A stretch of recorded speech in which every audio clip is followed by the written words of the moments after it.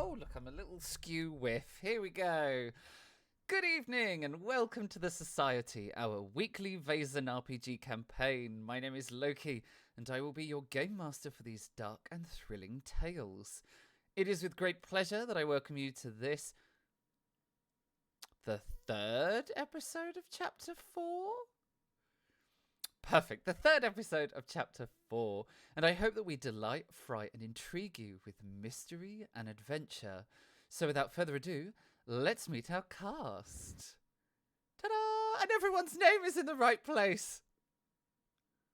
Well played. Happy Like New some Year. sort of miracle. It's obviously not a Christmas miracle. We've been there, done that. Yeah, that's done now. Ooh. We'll read your things out then, lover. Oh, sorry, we're in the intro stage. Sorry, our host was talking absolute nonsense and I got distracted. And wasn't Hello, following. everyone. Yeah. Hello, everyone. My name's Dan, also known as Divin Inc., and I am playing Dagmar Eriksson, the Vagabond. Good evening. I'm Mike. I'm playing Maximilian Fjarbjark, the player paranormal investigator. Hi, I'm Jack. I'm playing Lieutenant Colonel Bartholomew Seaton, the officer. Hi, I'm Charlie. I'm playing Lily Holstein Romanoff, the socialite. We have a number of people we would like to thank for all the resources and contributions they have provided to tonight's episode. The link should appear in the Twitch chat or in the details below if you're catching up on our YouTube. Our virtual tabletop tonight is the incredible Roll20, featuring their dynamic lighting feature, inbuilt character sheets, and virtual dice roller. Go check them out at roll20.net. In addition, our battle maps were created using Dungeon Fog and all the amazing assets there. Our character art was created by the extremely talented Shusha, who you should go and check out on Instagram at Shusha UK. That's ZSU UK. Our game tokens and dice roller tokens come from the Vaesen RPG rulebook by Free League and from the amazing artist Johan Egerkrans. The music and ambient sound throughout the stream come from Tabletop Audio and Kevin McLeod at Incomptech, all provided via the Roll20 Jukebox. You can check both these amazing artists out via their website at tabletopaudio.com and incomptech.com.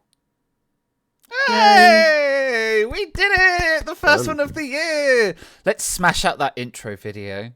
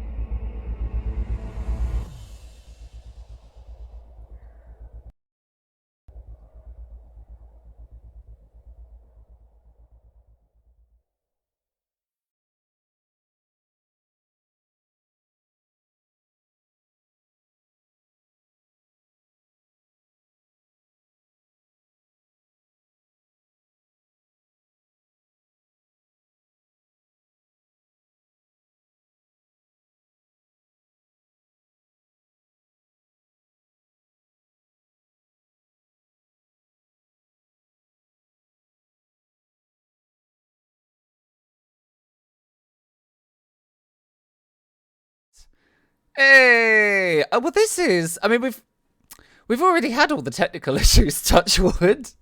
Oh, so now you've done it. This is going rather well. I thought I'd throw it out there and add a little bit of excitement to the stream by being a little bold with my statements. Let's press some buttons. Yeah, there you go. There he goes. All right. So, quick recap. I mean, what do we remember from last year? There was a train. Yeah. I Couple think of we were on deaths. it. Spooky purple lights. Had the sausage. Yes. Oh, hide the sausage. Oh, God. I forgot I did that. God. I had great time. There was lots of people on the train. Fancy party. People died. There's a spirit kicking around. I'm Or is about- it a spirit? And I'm about to rummage through some trunks. I'm hoping to go and touch up some dead bodies. Mm-hmm. Oh, please. Oh. What? I want to go and fiddle with my balls whilst I go and poke around with some dead bodies. You need I've a I'm- stick. Here was Please me don't thinking cancel- I was please- ready, and I Please don't didn't. cancel us, Twitch. Didn't even. Please don't cancel us. In the last, literally, couple of minutes, you've covered almost all of the taboo subjects. Like, Yeah. thanks so much. Yeah. All right. Happy New Well, Year. ooh, Start how we mean to go on. There we go. Get my words out. yeah. Well, let's dive Well. right back in then. So we rejoin our brave souls who have retired to their rooms aboard the Trans-Nordic Express. Why can't I? Et voila! I can do the thing. I've got so many buttons to press. Oh, aha! Oh, click. How's that? Oh, frick it. Is that any better? That's better. Look at that. Right, we're awkward, but we're arranged. We rejoined our characters who have retired to their rooms for the evening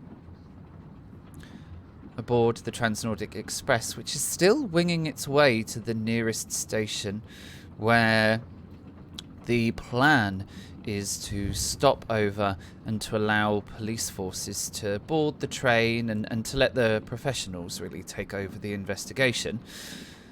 But for now, what are each of you doing in your rooms? Is this after we've woken up? I mean, I No, don't know. 'cause- Did you all just Yeah, go to like, bed? Did you have... What time is it? Yeah. I was going to say, GM, you left it where I was about to go rummaging through a set of trunks. Mm-hmm. So you need to explain as I open the lid to the first one what I find inside. Okay, so in that case then, it is still evening time. Before you have gone to sleep, Lily, you begin rummaging around inside Hugo's...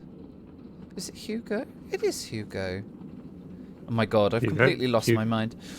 Hugo Boss, the magician. The That's right. Magnificent! You begin rummaging around through Hugo's trunks that Hugo has bought. You easily flip the lid open of the first trunk, and inside you find nothing of note. You find Hugo's clothes folded up, a travel bag with toiletries, some slippers. Nothing in this that would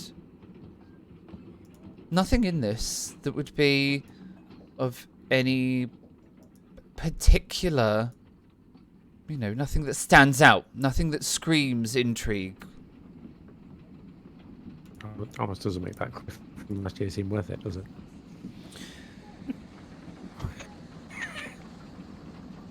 Got have a rummage just in case. 100%. But a little smile goes across Lily's lips, for Lily knows Hugo. Reaching into the bottom of the trunk, Lily finds a switch concealed within the lining. Flipping the switch, closing the lid, and turning the trunk on its head, Lily opens the bottom of the trunk, and it reveals an entire secret compartment, inside which are a huge number of props. Weird and wonderful array and assortment of items. There's handkerchiefs, cutlery, teacups, boxes, wands, you name it. It's in here. Sausages. Sausages. You name it, it's in here. And this is all the sort of travelling props that Hugo takes with him so that he can perform tricks on the go, perform sleight of hand performances and that sort of thing. But something catches Lily's eye. It is a letter. The top of the envelope has been ripped open, and it is creased as if it has been read several times over. And when you open the letter, you find a handwritten note. Sitting down to read it, intrigue blossoms. The letter is addressed simply to my dear Hugo. I always knew that fame and fortune awaited you, and I'm so glad to see your career taking off. And with that in mind, it's time I recall that favour that you owe me. Well, all that cash you owe me. Don't think I haven't forgotten the debt, and now I'm calling it in. In full. Right now. Otherwise, let's just say I can shut your career down as quickly as I bought it for you. Your friend and benefactor. And it is signed simply with M.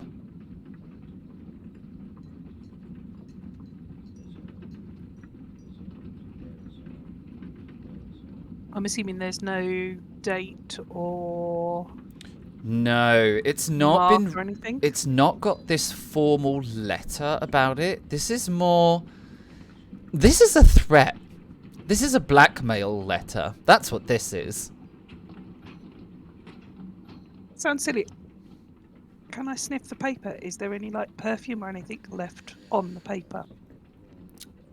No, there isn't. And judging by the state of this note, it has been read, stuffed back into this envelope, reread over and over.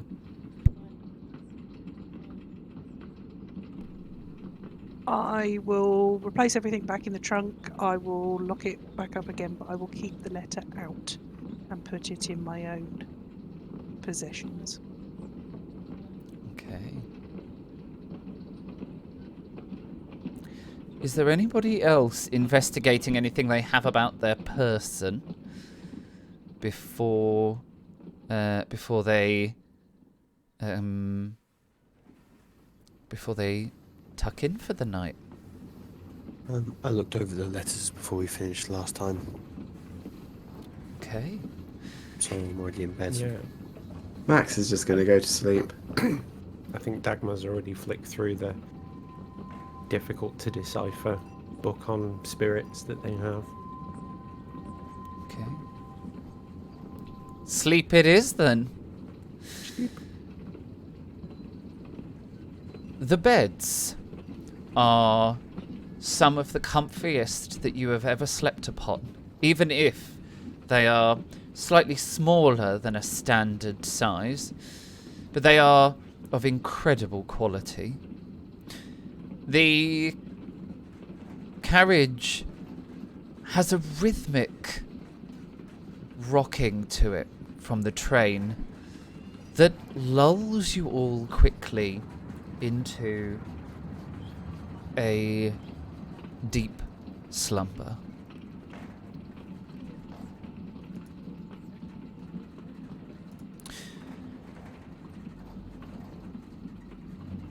You find yourself in the corridor of the train. One of the carriages. You're not really sure which one. And it's not entirely right. It seems to warp and shift as if it's not quite real. The sound of the train is completely missing. But that purple light, that strange and eerie glow, that illuminates this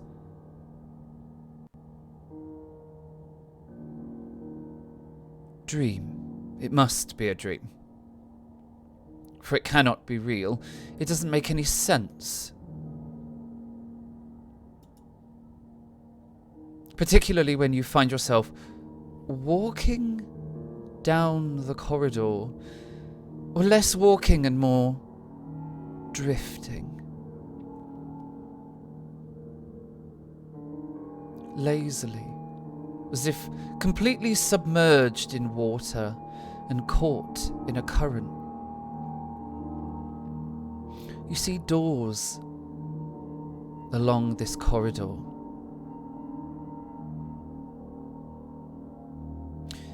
And there is one door in particular which catches your interest. And you are drawn inexorably towards it. There's nothing you can do but drift toward the door. Nothing else matters.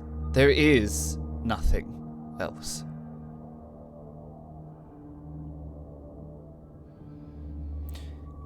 You float through the door as if it doesn't matter, as if it isn't there.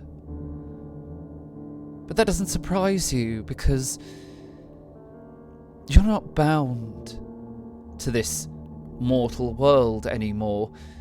In fact, you can't really even remember when you were bound by it, if ever. But it doesn't matter, because something drives you onwards. Something that you can't resist. Something that you cannot ignore. Something you cannot deny. You float gently and slowly towards the bed.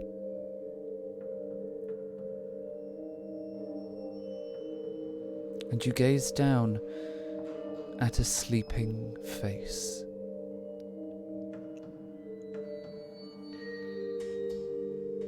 How intriguing the living are. How strange mortals rest. It's like a little death, this sleep.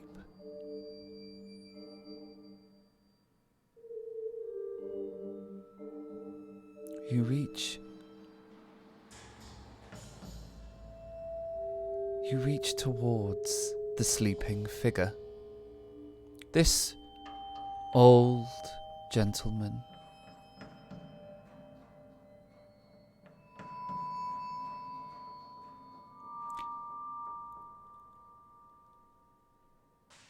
His eyes flicker open and look straight up at you. Bathed in this strange purple light, the expression upon his face is one of shock. It's not fear, it's not terror, it's just shock and disbelief. Your hands reach forward and there is nothing you can do to stop them. In fact, the only being in this room succumbing to terror is you. As your hands reach forward, nothing stops them. They pass through bedsheets and flesh, past bone. And there, they grasp desperately for the source of life, for something warm. And you feel the beating of life in your own lifeless hands. And it is at that point that you are joined in terror. For the expression now upon the gentleman's face is one of pure, unadulterated fear. All you can do, with every fibre of your being, with every ounce of rage, you battle against the force that drives you, and you manage to say but a sentence. Please, help me. But it is too late.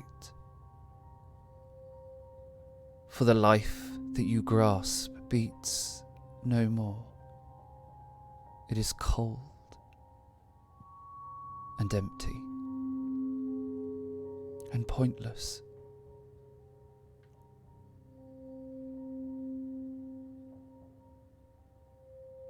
And you stare down at those empty, lifeless eyes.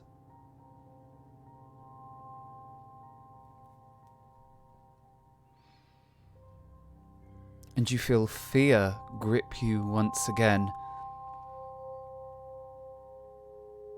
For all those threads that bind you go taut, and the will that drives you pushes you onward,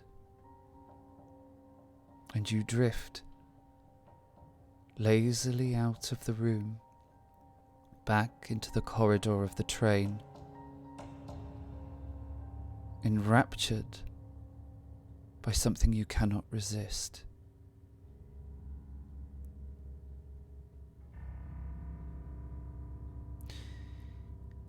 Each of you awaken with a sudden start. You hear the rhythmic sounds of the train, and you see a little bit of light spill through the curtains.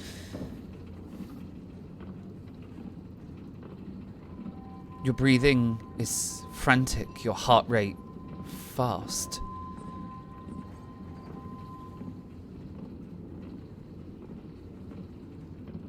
You wake up in a cold sweat from a terrible nightmare.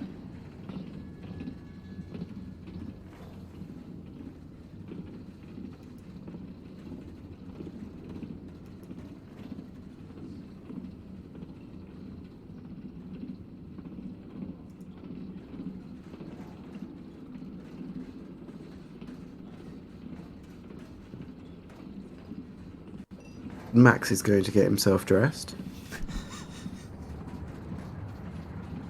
This is not the first prophetic type of dream he's now had. This is the third. He's going to get himself dressed and go and check upon his companions. Oh, that is such a cool button. Thanks, Roll20. Dagmar's just going to stare at the ceiling for a little bit, slightly catatonic, rubbing the sunstone. It's already up, dressed, clean clothes, pressed, and would probably meet Max outside. You too, old chap? Becoming a bit of a habit. Isn't it just? Would you like to check on Dagmar, and I'll go and check on Lily?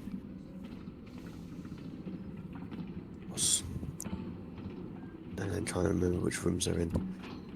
Lily's at this end and Dagmar's at that one. I've just pinged. Lily gets up and goes and washes her face in the basin.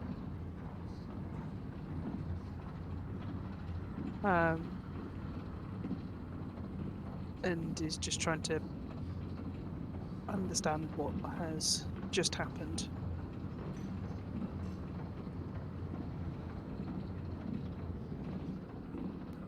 Knock, knock, knock, knock. On Lily's door. I was going to say, on whose door are we going for? I can't see it. This helps. Oh. Who is it? It's Max! Bear with me.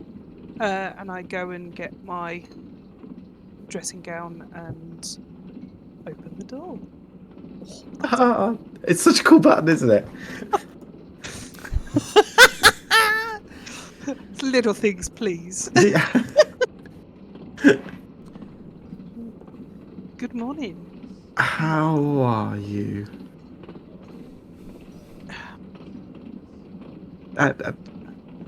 Move back, I'll come in. Just come into my room, why don't you? Just invite yourself in. Yeah. I'm going to close the door because I can. Let me make it easier.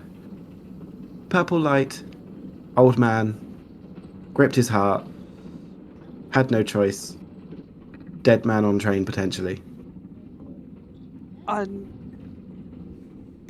going to grab Max's hand and go, yes, how did you know? It's not my first rodeo. It's something regarding the way that the Vaesen work.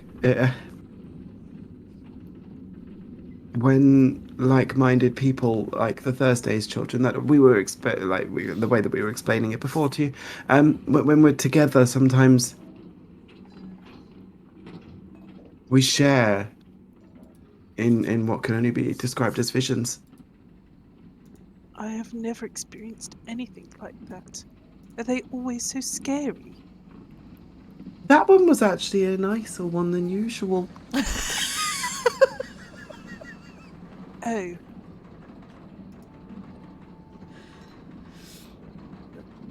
Yeah. The last one, we were drowning in a temple under the sea.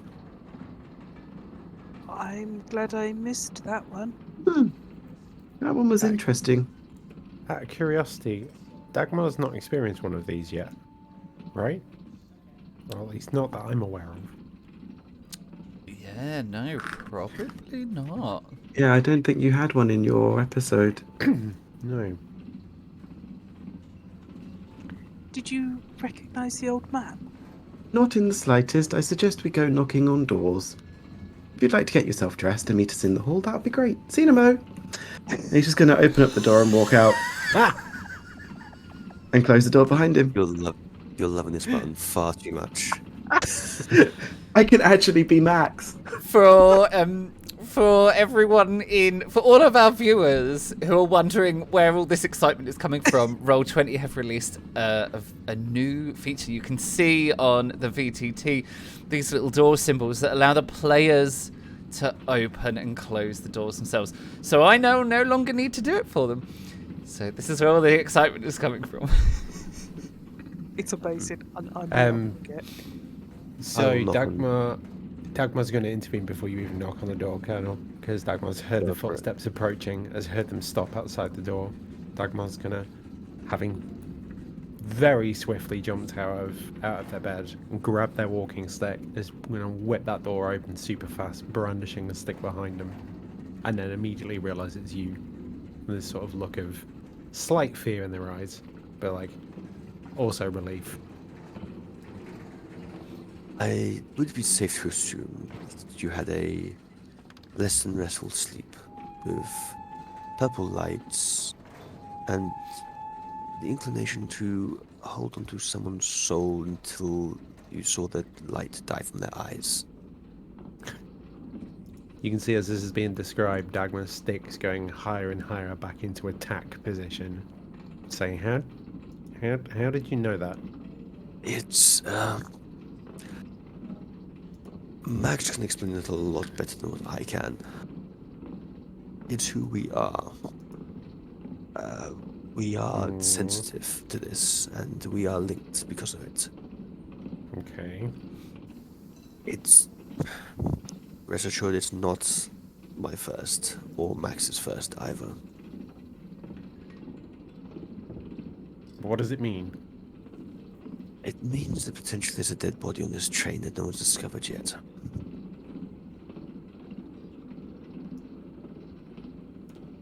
Okay. Dagmar's just going to... I think Dagmar's still got a bottle of really dodgy liquor, so just going to take a little quaff of that to wake up. And then stuff everything into their bag. I'll stand to one side. No time like the present. Oh, Max is here. Good morning, lady. And I'm going to close the door. Yay! Best Who button. knew this would bring so much joy? Thank you so much, Roll20. So much joy. Did you explain about the Vaesen? I explained on the dream. The Vaesen, I haven't decided on what it is. I believe, I believe you said spirit. Or ghost. Definitely not a ghost. How do you know that? Ghosts don't generally give group visions. Singular visions, yes, but group ones, no. Would it not depend on the emotion behind it? Not come across it before. Based on the information I have, I'm almost certain it is a type of spirit. If it's not a ghost, fine. It may well be a spectral Vaesen. You seem to know more about this. How do we find out? And also, before we get there, what in a cinnamon sweetbread was that dream? That. So what? Sometimes when we're unconscious, the Vaesen will reach out via tendrils in without even knowing it's doing so, and we just happen to all pick up on it on the same time, and we get to see through its eyes and feel it. So what you're saying is, if I'm unconscious, I'm at risk of seeing things like that again.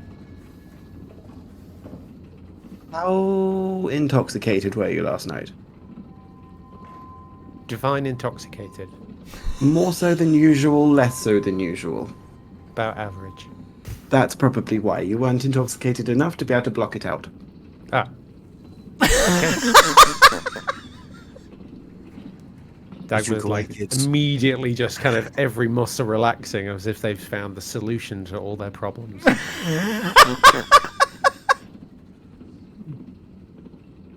But I believe what we should do before we start looking around the train. Does anybody recognize this person? Do we recognize this person, GM? Does anybody know this person? Mm-hmm. The only person I think that matches the description is the priest. That's what I was Yeah, but it's quite difficult to. It's quite difficult to tell because in the dream everything was so warped and sort of ethereal with the strange light. Like it was very difficult to. Like, you weren't even sure it was the train, but then you kind of knew it was the train. So, no one really got a clear image. All you know is that it is an old gentleman. Hmm. What I would suggest is that we go and get the train guard first, and perhaps say that we heard something in the night. That- Because if we just turn up and say somebody else has been killed, we might not be able to do much more. Or we keep quiet. If we start saying that we heard something, more questions and more tension is going to be brought into us. Well, we've already found 2 bodies and they seem suspicious of us. And that's exactly what I mean. We could just wait. Let's go see who's up and about and see what people are saying. Breakfast? I suggest the bar cart. Breakfast gin? You know how to talk my language. Lead on. I believe it's to the. I believe it's behind you, Lily. I was going to say, I think it's my way. I think we're attached to the bar car. I can't imagine Dagmar sleeping anywhere else. Dagmar's like charging. Sprinting. Yeah. Through. We don't have a Can't open button. this door. I was just going to say, I was really looking forward to a button. It's been It's a 'cause roller the map isn't coaster. linear. I'm sorry. There's not buttons in that bit. Not yet. Yeah, the map is not linear, so Yeah, the map is crazy. Maybe one day I'll let you all see what the map looks like. Right, I'm gonna drop you all in there. Would you like to walk through the whole train and see who's about, or are you happy for me to just drag and drop you to like? do we pass anybody on the way? Yeah, what carts are we Yeah, passing through? so the first place that you meet someone is in the casino car, but it's a member of staff Mm-hmm. that you meet. So it's the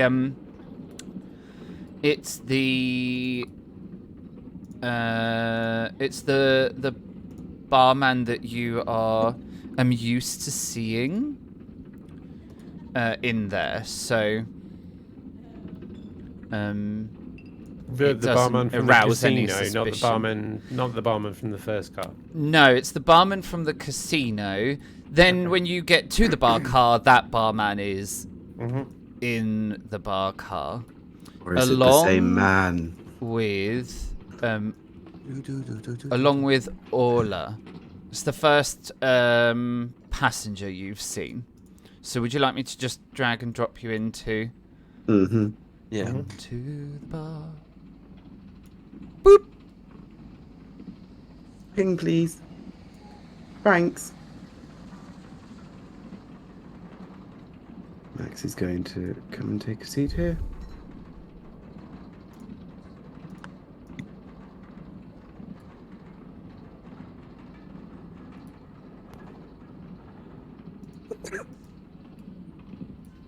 This person in here that's the chap I pickpocketed, wasn't it?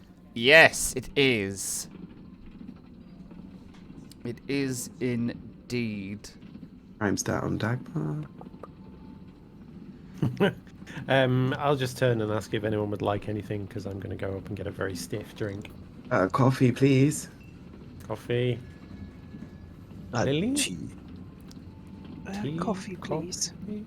Okay.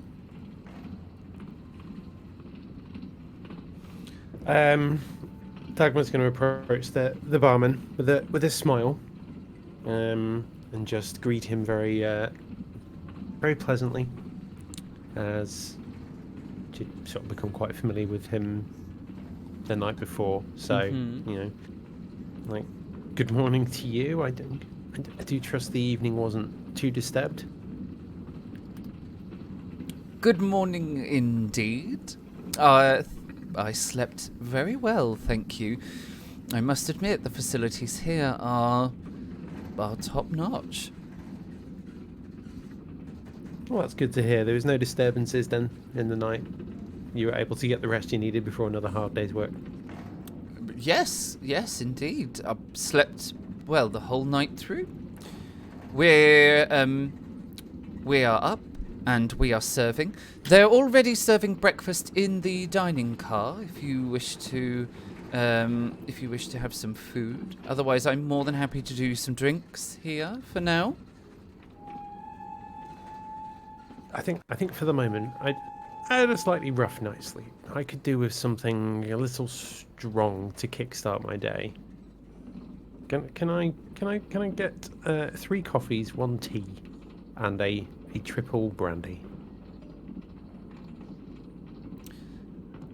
Yes, of course. Absolutely.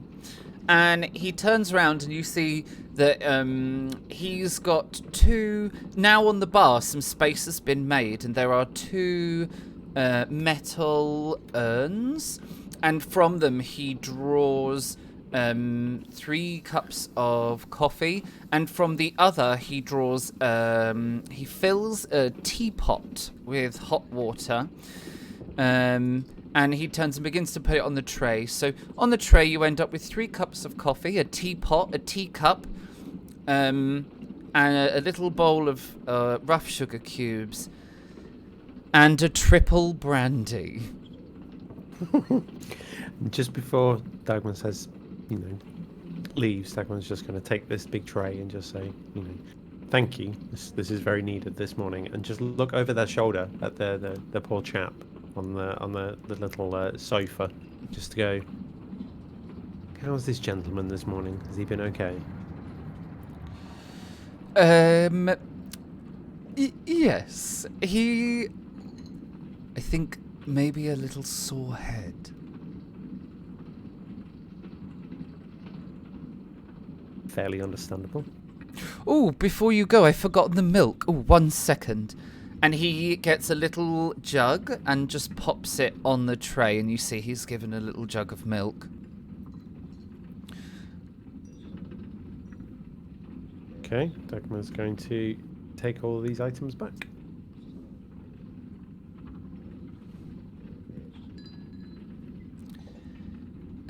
As you dish out the drinks and begin to enjoy the coffee and the tea, which is of unsurprisingly exceptional quality, you see Orla.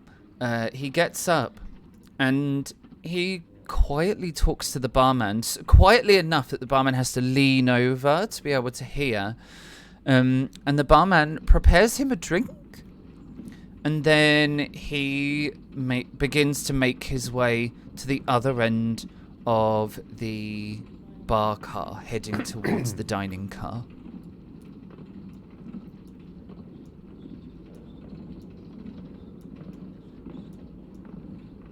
So, other than the shared event, anything else happened last night? That chap who just left, I was in here having a nightcap before I called it a day. He was in quite a state. I may have looked at some of his possessions to see if he was anyone of interest, because I didn't know much about him. There was very little to say about the poor chap. He seemed very unhappy, but also he was alone and ended up having to be taken to his bedding area, which I believe the barman did.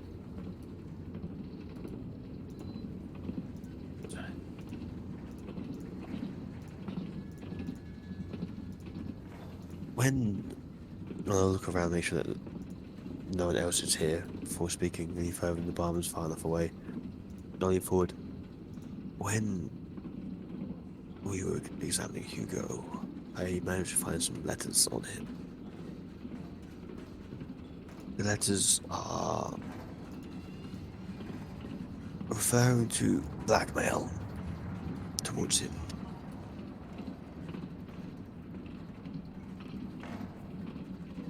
and I'll basically recite the letters. Actually, I'll put the letters out on the table to look at. These are the letters that refer to the debt that's been recalled, right? Or these Indeed. different letters? No, different letters. Different letters. Yeah, my one's the debt being recalled by M. I'm quite eager to look at the letters that the Colonel just put on there. And I sort of quickly unfold them to see if any of them are signed by M. And are they? Yeah, so they all the handwriting matches. So they're all from the same person. However, the endings of them vary. Some of them look a little formal, some of them are just downright threats. And it's very quick. Are they dated? No, they're not. But it would be very easy for you all to kind of put them into a chronological order. The one that Lily found would appear to be the first, because it is the one that has been manhandled the most, but also it's the clearest. So the letter is very obvious. You know, it says that this is a mysterious benefactor that seems to have basically funded Hugo's career and now is kind of calling that money back. The letters after that become more and more kind of just pure blackmail and more threatening. With the last letter, basically being the last note being very short and very much along the lines of, it's, you know, what's done is done. It's a little late now, and it alludes to some terrible outcome that is about to happen.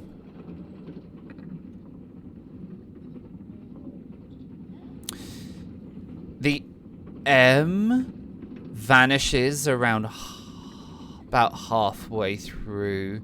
So like the first couple of letters have an M, and then that just sort of disappears, and the letters start ending like not, you know, your friend and benefactor. They just sort of quite abruptly end with just an open threat. So it is unquestionable that Hugo is being blackmailed by someone going by the letter M, and that Hugo has ignored all of these letters to the point where whoever it is that is blackmailing Hugo has now acted upon the threats.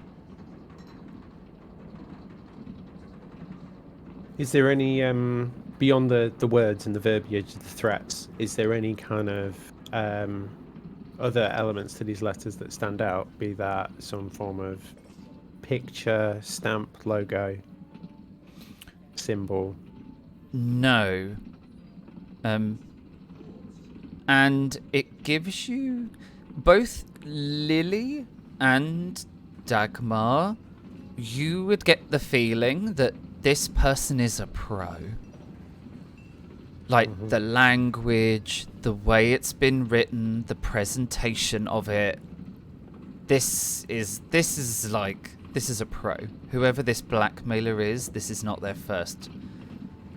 Blackmail. Yeah. They know what they're doing. Would the writing sort of state almost high society type person in its eloquence or anything like It that? certainly would. The kind of cursive handwriting and the verbiage, like the words that are being used. It's It's definitely someone. It's definitely a high society person, which would make Well-educated. sense, seeing as the letter seems to suggest that this person lent Hugo a very large sum of money, or paid for a lot of things. Interest. Lily, I believe you'd be the better person to know this. What was Annette's maiden name for her first marriage? I'm not. Oh, it's on the tip of my tongue. GM? What was the question? I was What was quickly the next reading the maiden GM notes. Oh dear. What's Annette's maiden name?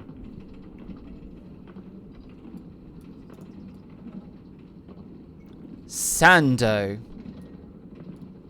Ah, it was Sando, so it's not M. I'm trying to think of all the people that frequent these sort of things that would sign their name M. I'm sure there are quite a few, but I can't see who would. Trying to connect them with Hugo. Be anyone who's on this train. Is there anyone on the train where their name begins with M? I don't think there is. There was the Like- chap who died first. Well, yes. And me. Yes, but I can't see you coming on the train and threatening Hugo. No, I didn't even know who he was.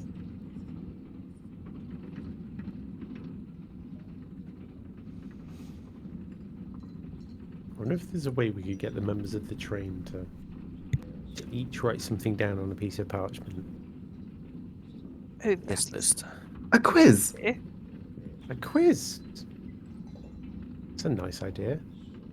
That would give us if there is someone on the train who's linked to Hugo's blackmail, then we'd know straight away by this eloquent, beautiful handwriting.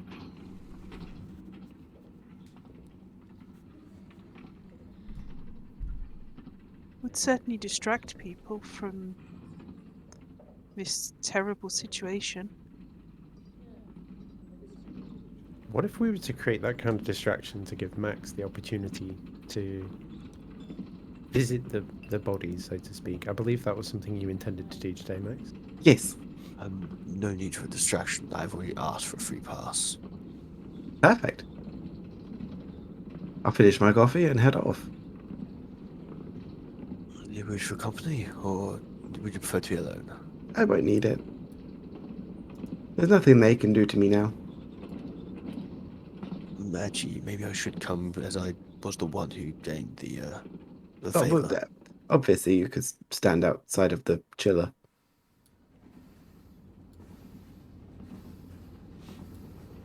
Yes. Because I'm hoping that they've been put into some sort of fridge. They have, yes. Okay, that's good then. I'll wear my lined cape. Unless, of course, they'll be moved, but But lined cape. you look fabulous in your light cape. Thank you. Must wear it.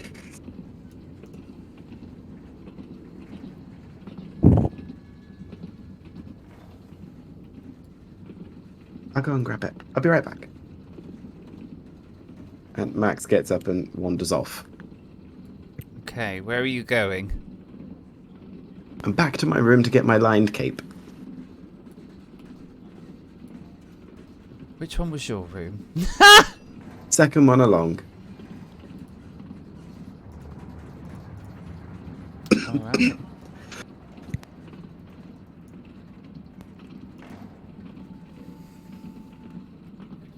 Thanks.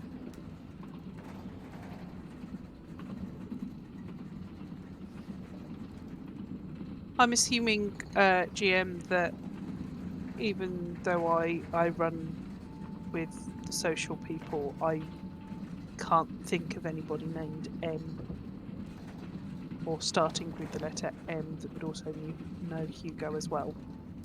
Well, Not that the there's obvious hundreds of them. but the obvious answer would be, Magna, the owner of the train and the person who invited you all here. He is very well off.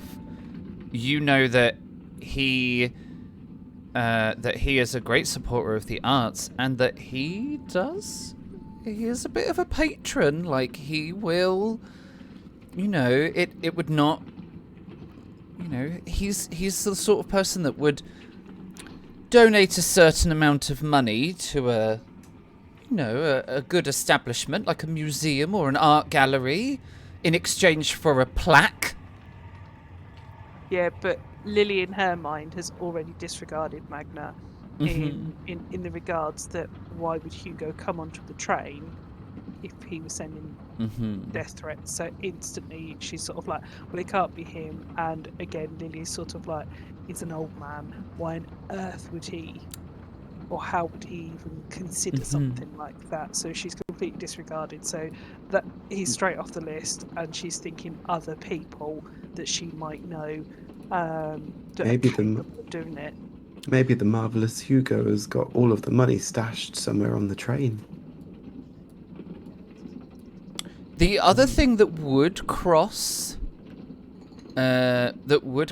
Lily's mind is, you don't know all the names of the staff.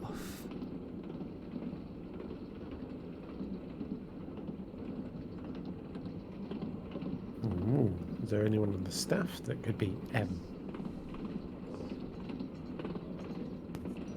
When we're just calling them barkeep.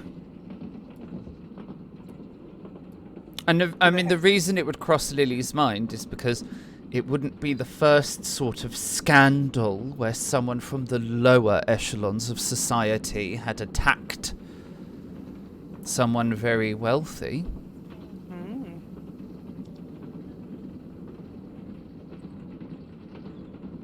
Do they have name badges on? No, they don't. This is the sort of establishment where they're all wearing suits, so they're all very well dressed, but they don't, they don't have name tags.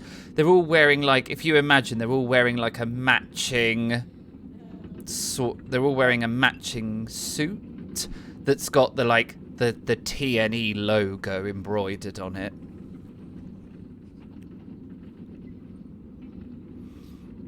So would I be able to recognise the handwriting of if it's Magnus at all? Good question. It is not Magnus' handwriting. Same as Lily, I kind of disregarded it, kind of until that point. I was like, hold on, just to double check. Mm-hmm. No, good.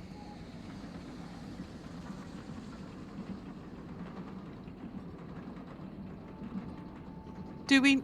I know you said it crossed my mind about the staff. Do I know the staff's names or not? No. No. It's not the sort of thing that We'd Lily ask, would I have think. inquired about, because... Why would I need to know? Why would you need to know the peasants' names? Yes. Absolutely. Why would I need to know that? They just do their job as they should. Exactly. Yep. Exactly. But it is all rather mysterious.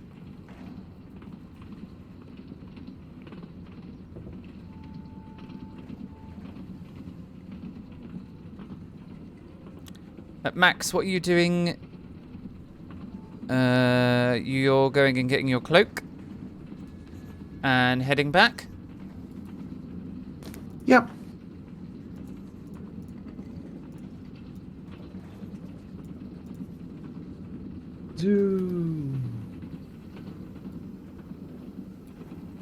Douglas going to go on immediate reconnaissance that involves more alcohol. More alcohol! Just hand over this empty glass and just say, "Can I just have a very small brandy? Not as big as the last one. Just one little extra piece, just to keep me going." You get a little raised eyebrow, but then the barkeep turns and does pour you out that small brandy. So are we having breakfast first before our escapade into the freezer? What time is it?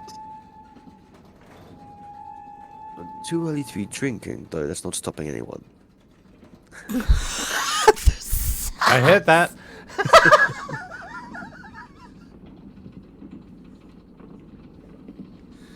I wasn't disagreeing with you.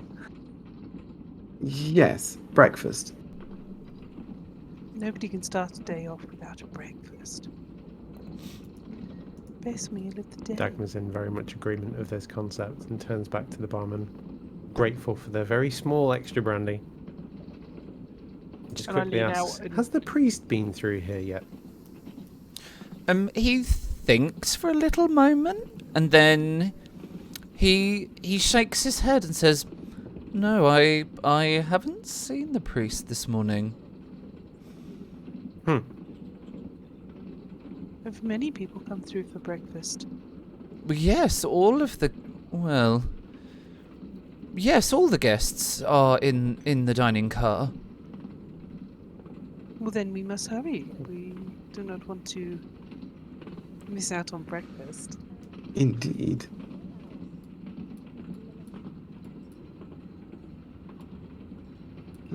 La-da-da-dee-dee-dee. Yay, door button. I'm going to close it behind me. Just so sassy. Right, let me Well, I'm shit-faced now. I've not had breakfast yet. look. I'll gather you all together, and then I will drag and drop time. Boop. Oh, hang on. Wait a second. Ping, please. We're missing someone. No, we're all here. No, we're definitely missing. We're missing a member of staff. Oh, yes. It's the person that stands Okay, there you go. to places. Oh, that Jesus. is not. Oh, hold on. Oh, Hold the phone. stop pinging us. I can't. I use the ping to align the battle map. There you go. As you arrive, you see one of the staff members. It's all the same staff at this point. You are starting to recognise them all. He smiles at you and says, "Good morning. Breakfast?" Yes. Yes, please. Table for 4? Please. Indeed. Of course. Right this way. Would you like?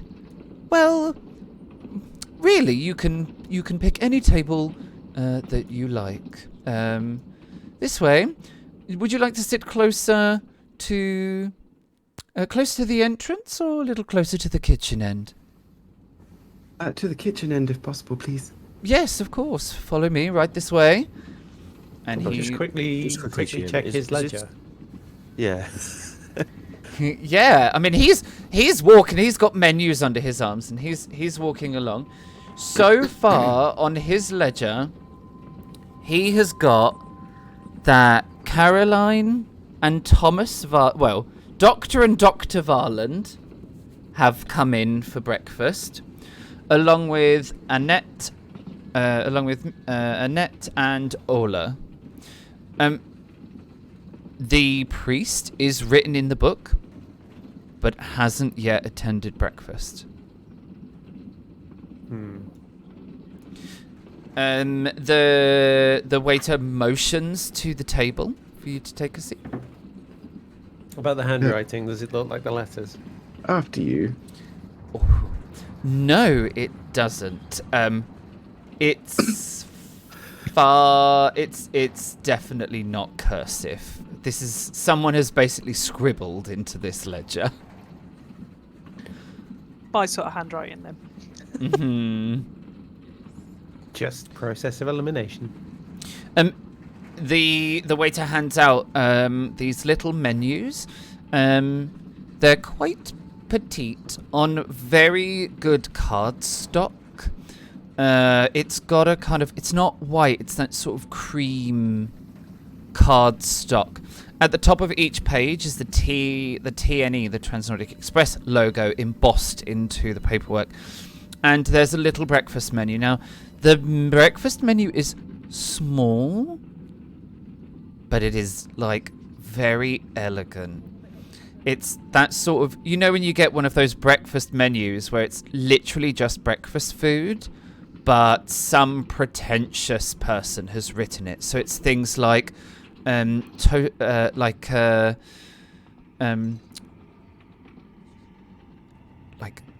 toasted croûte with tomato and basil haricot. You know, it's that kind of breakfast menu, but it's fancy.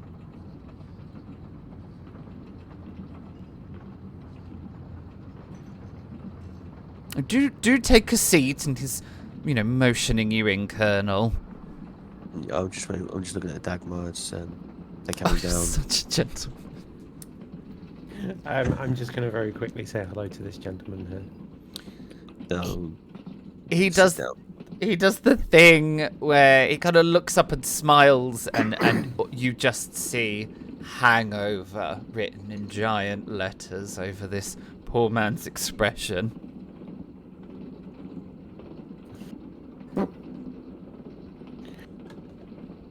Fear not, it doesn't last forever. You'll feel better soon, I'm sure. Sort of nodding while he's sort of nursing his headache.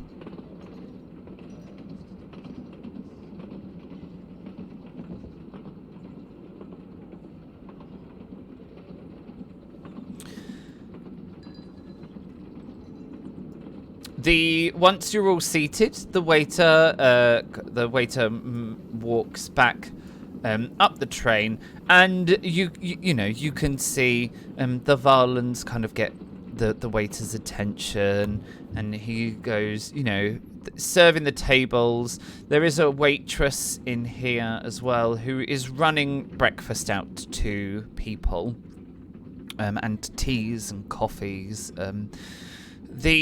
There's like a savoury section of the breakfast menu. There's a sweet section of the breakfast menu, and you're given like a few moments to sort of think about what it is that you would like to order, and then the waitress comes over and says, "Good morning. Can I take your breakfast orders?"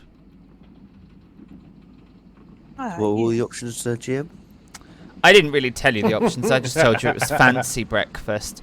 And I've kind of left that open to interpretation because I kind of want to hear what everyone thinks fancy breakfast is. I've already been Googling. You see, I don't... Ideas. This is like GM Tactics 101. If you don't know the details, ask your players to create them. Yep. I'd quite like to order the strawberry-filled red velvet crepes, please. Oh, fancy. You're sweet. I'm a lady. For once. Can I get, by any chance, the eggs Benedict with the caviar topping? Ooh. Fancy. She's writing. The waitress is writing this down in a little notepad. And a side of toe jam. Oh. That just takes me to David Williamson and his list of jams that he does in his books. It's very interesting. I won't list them now. It's just because they're storing the bodies in the freezer. Well, he does do human jam, toenail rot jam, Oh. Ella. ball bearing jam, super glue jam.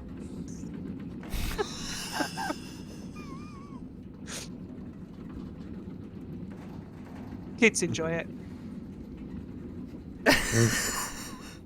Not the jam, the story. Mm-hmm.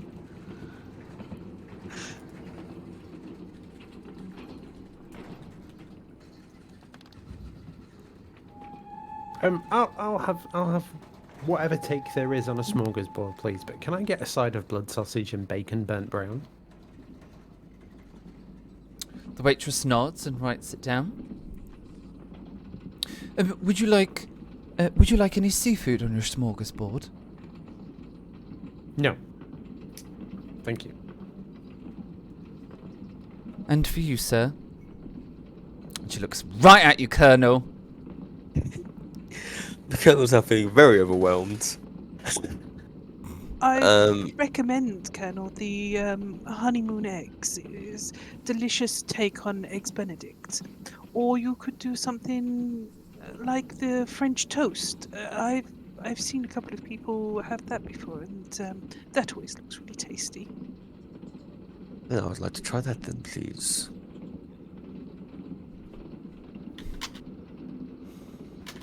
Of course.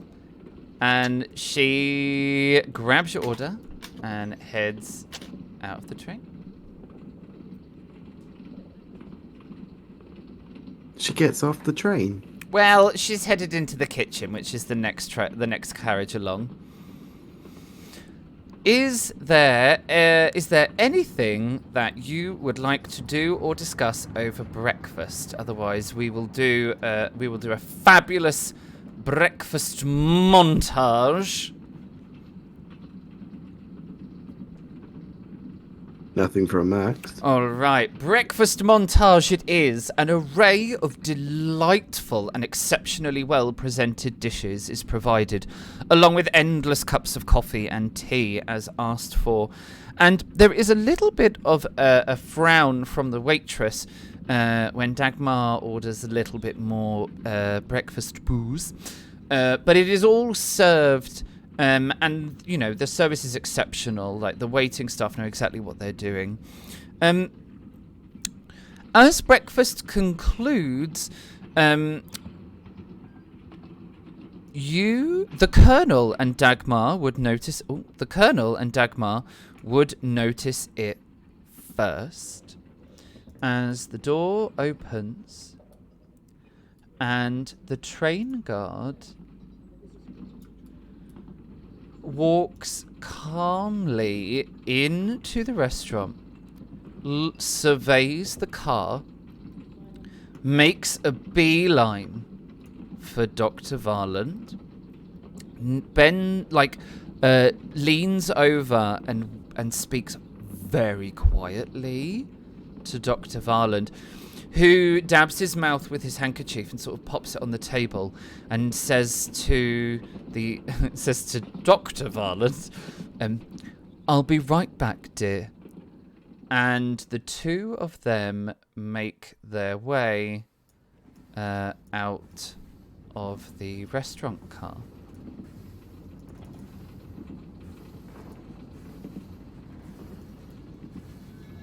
Did you see that, Colonel? Indeed.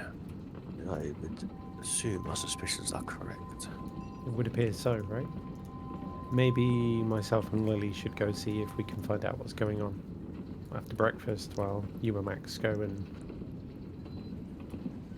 talk to our perished guests. A cool endeavour.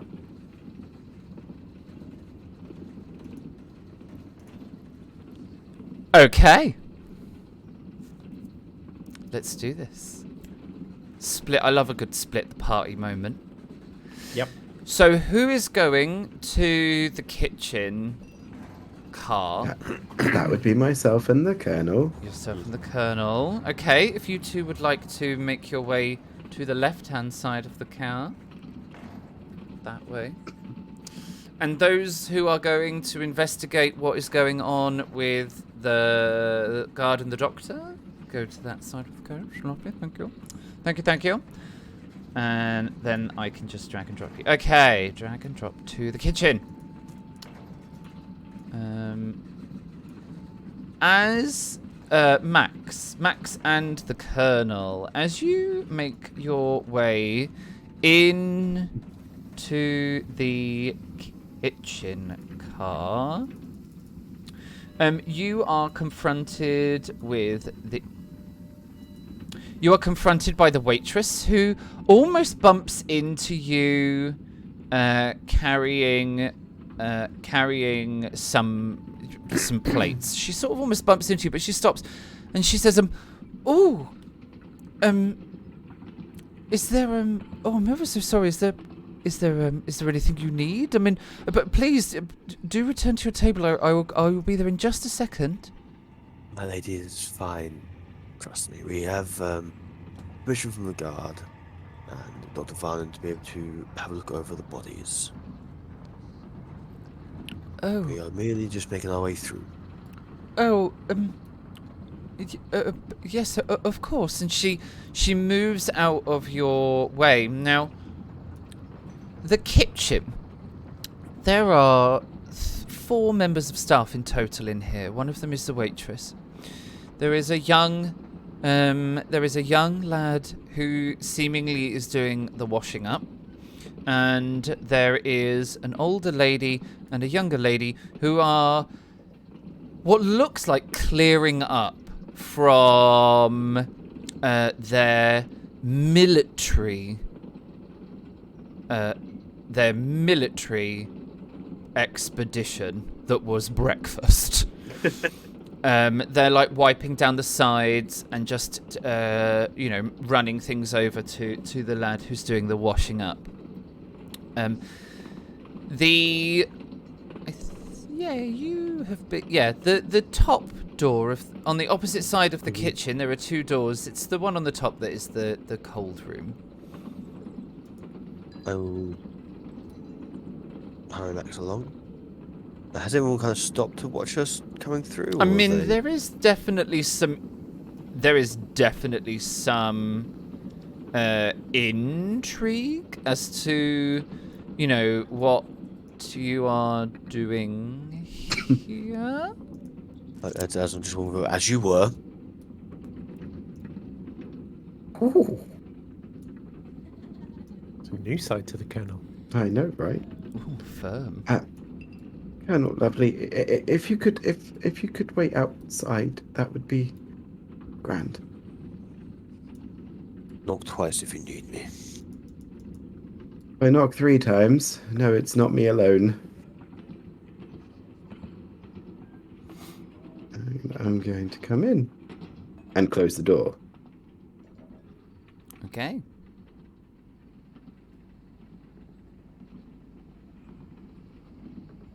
I'm guessing they're laying down? Yeah. They've been arranged so that they're out of the way. Yeah. Perfect. Right. I will take out my crystal ball. And I am going to perform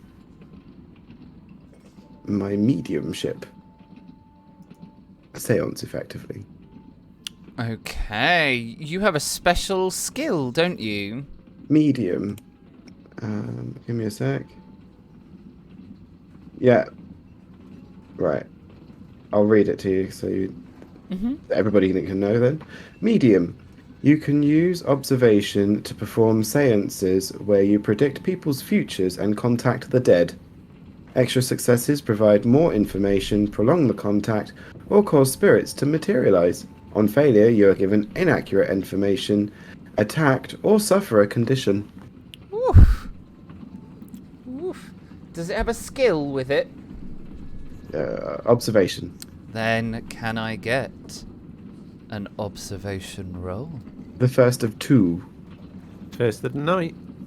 First of the year. First of the First year. a year. Yeah.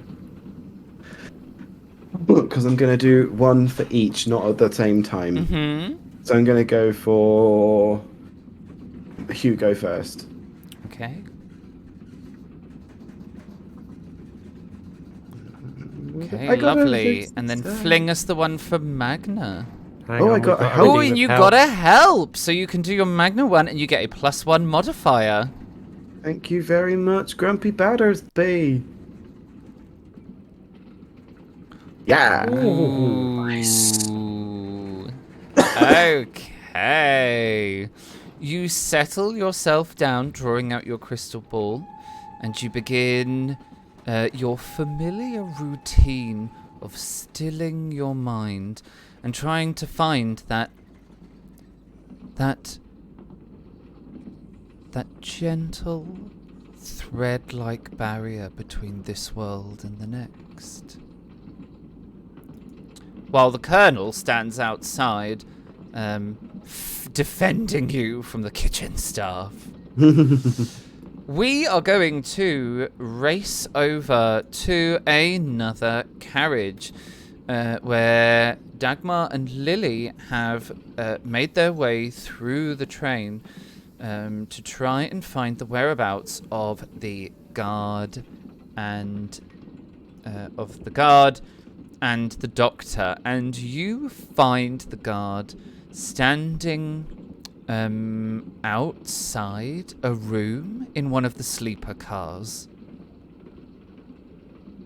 Is this before or after our sleeper car? It is after your sleeper car. I had to think then. It's Right. after. The observation car is beyond this? Yeah, so you've walked through the observation car, then through your sleeper car, and then into this one. Cool. Is there anything at the end of these sleeper cars or not? Yes, there is. There is the cargo. There's the cargo car, and then there's the guard car. And the guard car trails at the end and doubles as both the guard car, but it's also like it's also got a brake. So it's got an emergency brake at the very end of the train, which is a very traditional style. Yep. Cool. Is he just stood outside the room, not doing anything? Yeah, the door is open and he's sort of looking into the room.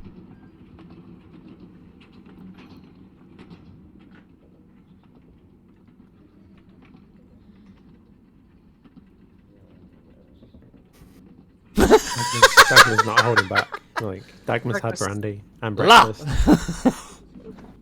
Dutch courage there.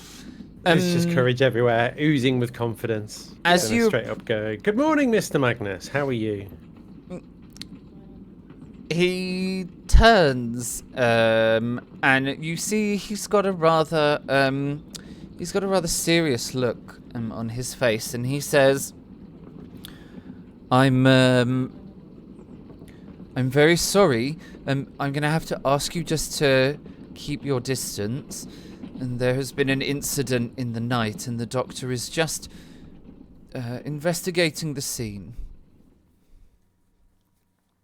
Scene? Oh. Oh, I haven't got the door open. Sorry, hold fast.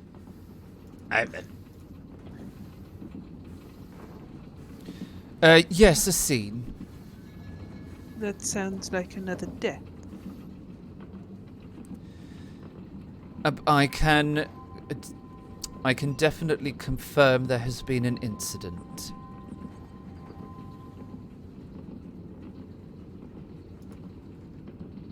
No, death is what you're saying. Does this incident resemble previous incidents?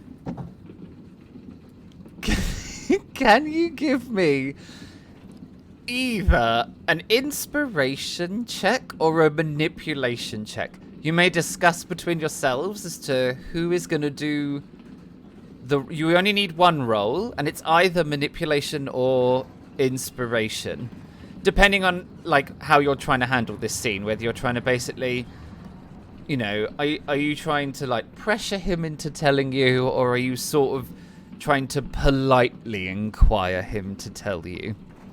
I'm happy Dagmar's to go. pretty bolshy, so I was gonna say, because you add the 2 scores together, don't you?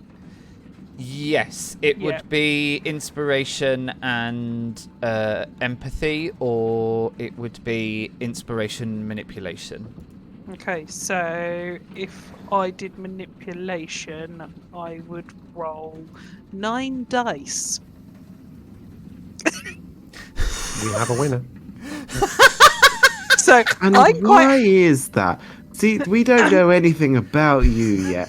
Why do you have such high manipulation lying skills, missus? I don't know. Mm-hmm. So you're going to get like a +1 because, you know, Dagmar's quite manipulative as well and is probably helping. Yes, absolutely. So it's going to be 10 dice. Cool. And in the modifier, just put 1. Yep, just 1. Cool. Well, easier said than done. Watch this completely fail now, and Oh, it's yeah, like 10 absolutely. zeros. Absolutely. Yeah. Oh, yes. not bad. Ooh. Okay. So you both kind of finagle your questions in such a way that he says, well, I guess we won't be keeping it a secret aboard such a small community that are aboard the train. Yes, I can confirm that there has been another death. Bishop Ling, to be precise, who has seemingly passed away in his sleep. Not the bishop.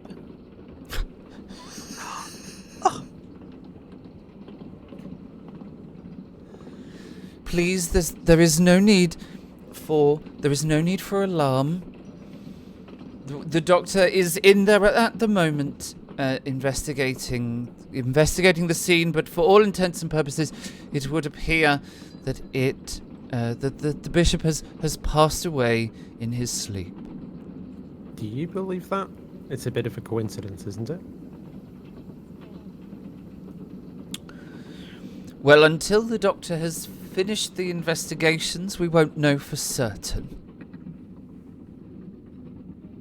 I'm going to push slightly past and just go, is it Thomas? Go back to my notes, quick. I have just realised, and I'm apologising to all of the viewers, I've just completely realised that I have done utterly the wrong voice for the guard, and I will rectify that immediately. Continuity is not a guarantee here. No. I mean, we've had Christmas has happened, New Year has happened. We've slept since then, so I mean, you know, I mean, each week I'm never quite sure whether mine's the same voice or not, but we go with it. I'm so, ready. I mean, I'm you ready. know. I have been. I am reminded. Thomas, Thomas. One moment. I'm just finishing up. Beware, hysterical woman on train. Hysterical woman on train. And I'm gonna almost sort of try and push part the train guard to sort of speak to Thomas. It's like, Thomas, and I literally look at said train guard as if to sort of give that sort of, your staff, you're supposed to move out the way. Yeah. Sort of, what are you still doing? Stood in my way. And sort of almost do the thing with the hands, you know, move. Yeah. He says, I'm sorry, ma'am, but you are going to have to stand a little back until the doctor's done. It's fine. Move over. Thomas! It's all right, Marius. You can let her in. I have finished. And you see the train guard step back, and Thomas appears in the door. Oh, Thomas, there you are. Are you okay? Yes, Is I'm not- fine. Are you okay? You seem a little perturbed by this morning's events. Well, it's yet another death. Please don't say that he's passed away in the same manner. Otherwise, that's 3 in the same way. I'm afraid it does look that way. Marius, I'm afraid to report that it does seem that the bishop has fallen afoul like the other 2 victims aboard the train. And you see the guard looks very serious. And he says, "Well, this is becoming a serious issue. I'm afraid we're going to have to try and identify who it is that is guilty of committing of this violence, and quickly." Did you find the bishop, Marius? Yes, I did. How did you come to find the bishop in this state? What were you doing in his room? Well, I wasn't in his, I was just walking by, if I'm honest. And, well, you see, I've got this letter that I'm supposed to deliver to the bishop. It was left in the guard carriage under the instructions to deliver it to the bishop today, which I was doing. And when there was no answer, well, I was concerned. Is Marius brandishing said letter or not? Yes. He has, like, got it out of his jacket pocket to sort of show you, and then he has put it back into his jacket pocket and been like, "But I guess he don't be needing it now. But I'm When did very you get these alarmed." When did you get these instructions?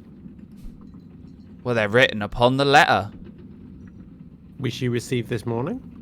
Nah, it's been in the carriage since we left. So why would it have you deliver it today and not yesterday? I dunno, don't ask me. It's just got clear instructions on it to deliver it to the bishop today. We should probably open that letter. It might be relevant. Agreed. Yes, that's a very valid point. And it is very likely that I will do that as part of the investigation. Why not open it now? We might be able to help you. Because it is potentially an important piece of evidence in this investigation. Precisely. And I think to be as transparent as possible, we should share information amongst us all, no? Now that is an exceptional idea. All right, this is what we're going to do. Would you two kindly do me a small task? Certainly try. I look mildly affronted. I'm going to hiccup after saying I can certainly try. Would you be so kind as to gather all the guests into the bar car? We can do 2 things at once. The announcement of what has occurred,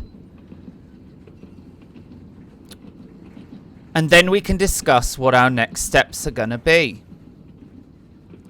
Because it would now appear that this is definitely the act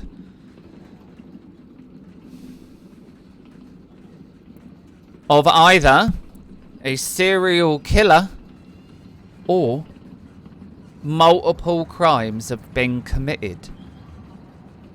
and we'd best gather together and see what we know.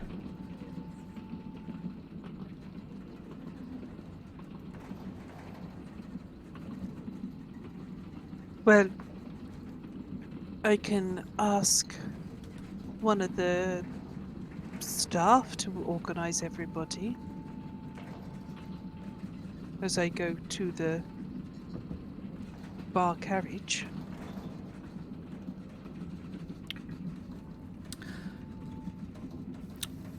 However it is you want to gather, as long as everyone's together, I am.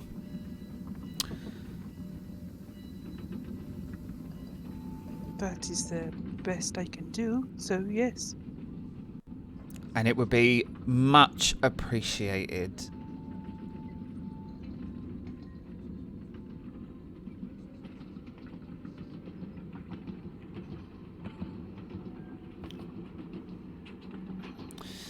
Thomas, do you Let- need any help in which to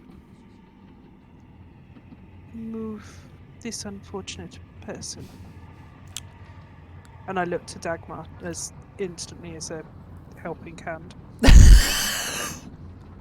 Because you see, I've got this person here who might be able to- Dagmar's currently just staring at the corner of the ceiling through their fingers like this. Yeah, that's absolutely Wait, fine. what? Wait, yeah, that's fine. I'm happy to help. I think it's better we don't all split up anyway.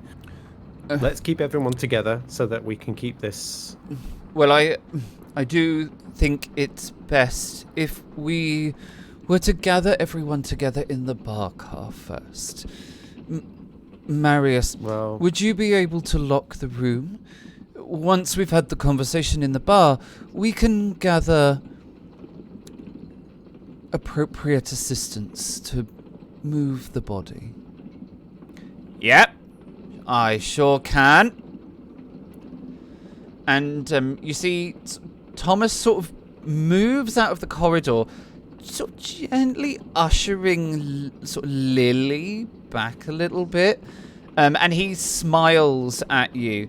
And Marius goes to the door and takes out a ring of keys that he then uses to lock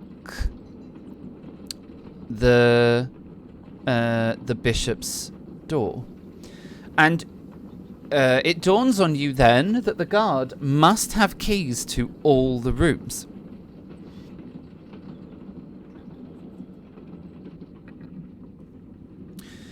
Thomas continues and says, "Right, well, there's no time like the present. We'd best start gathering the guests."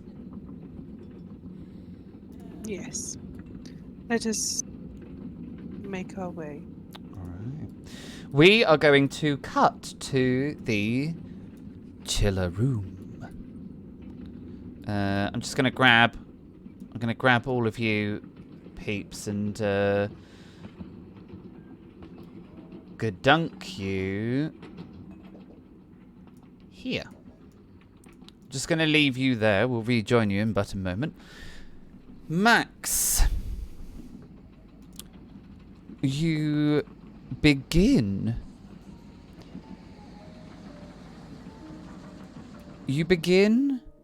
your seance. You stare into the crystal where you see roiling clouds. Gently they part, and a strange light emanates from the crystal ball. Not that you can see it, Max, for your eyes turn icy white.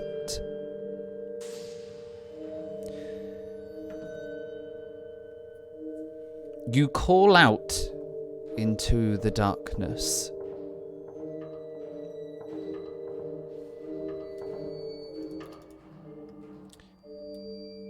And at first, nothing happens. But eventually, a voice answers you.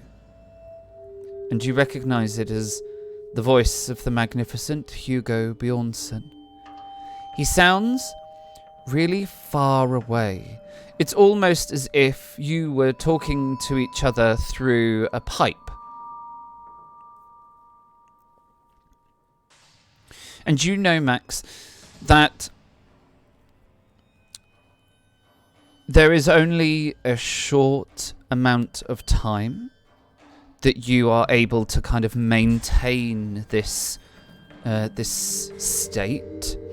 And if you're going to do it twice, then you're going to need to keep this quite short and sweet so that you have enough strength to contact Magna. And by that I mean, you have a grand total of 4 questions that you can separate out between your 2...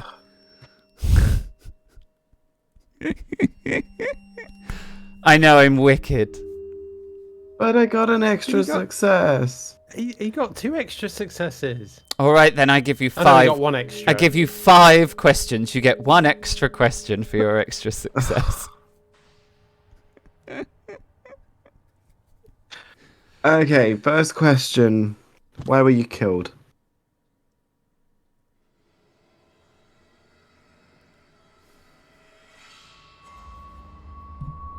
Ooh, good question.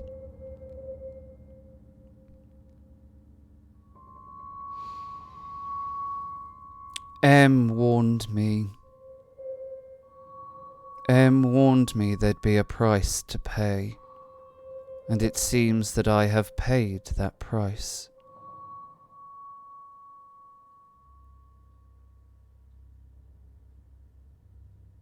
Who is M?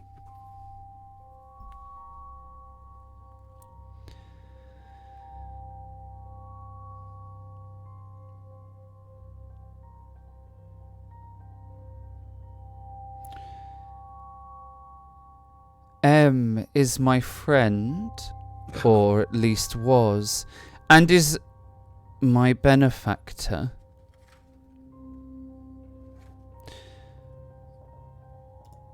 Magna paid for everything.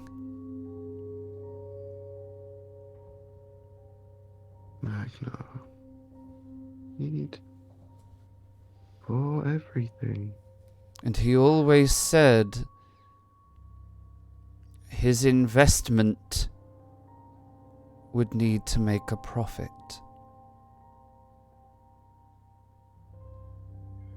But he's dead already. Is that your 3rd question?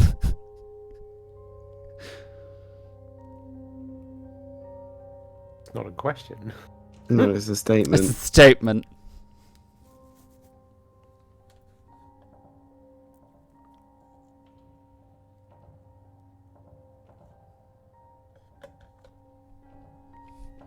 Do do do do do do do do do do.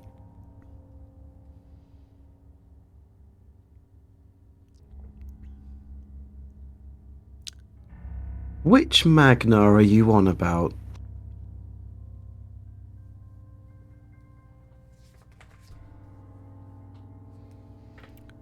Magna Samuelson, As in the the owner of the train. The one who invited us all here. I was The not loan specific. shark that I fell afoul of. Thank you very much, Hugo. You can go in peace.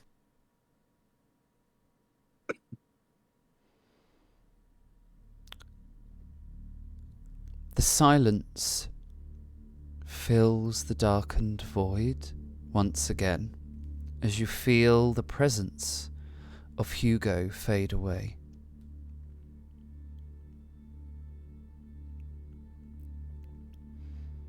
You call in the darkness for Magna Samuelson.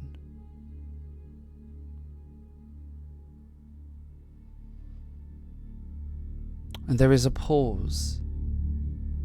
A silent pause while you wait for the arrival of his spirit. And the pause drags on.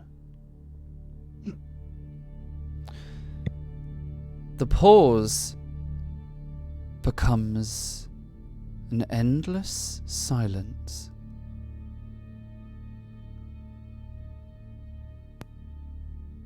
You call out again, driving your will into your voice.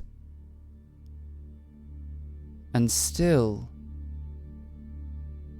the spirit of Magnus Amundsen doesn't come.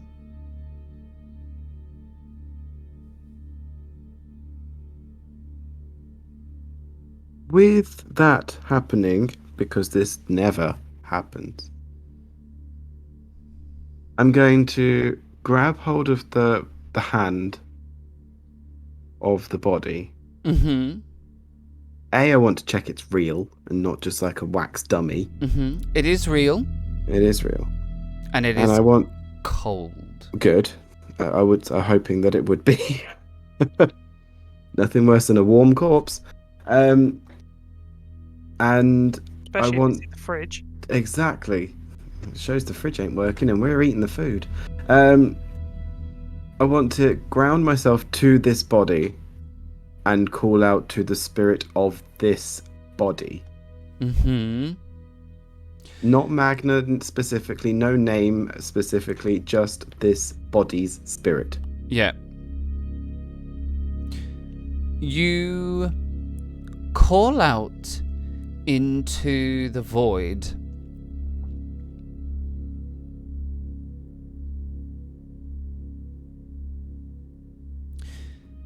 And as you expect the arrival of a spirit, that is not what happens. You are greeted only with silence and nothing else.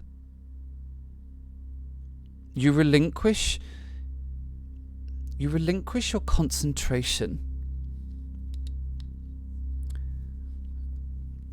as you realize that no one is coming, and puzzlement fills your mind, for this has never happened ever before. And as you finally let go of that last part of concentration, you feel that somewhat nauseating sensation of falling sideways. Like you were walking down a flight of steps and discovered that there was an extra step that you didn't see. That strange surprise and falling.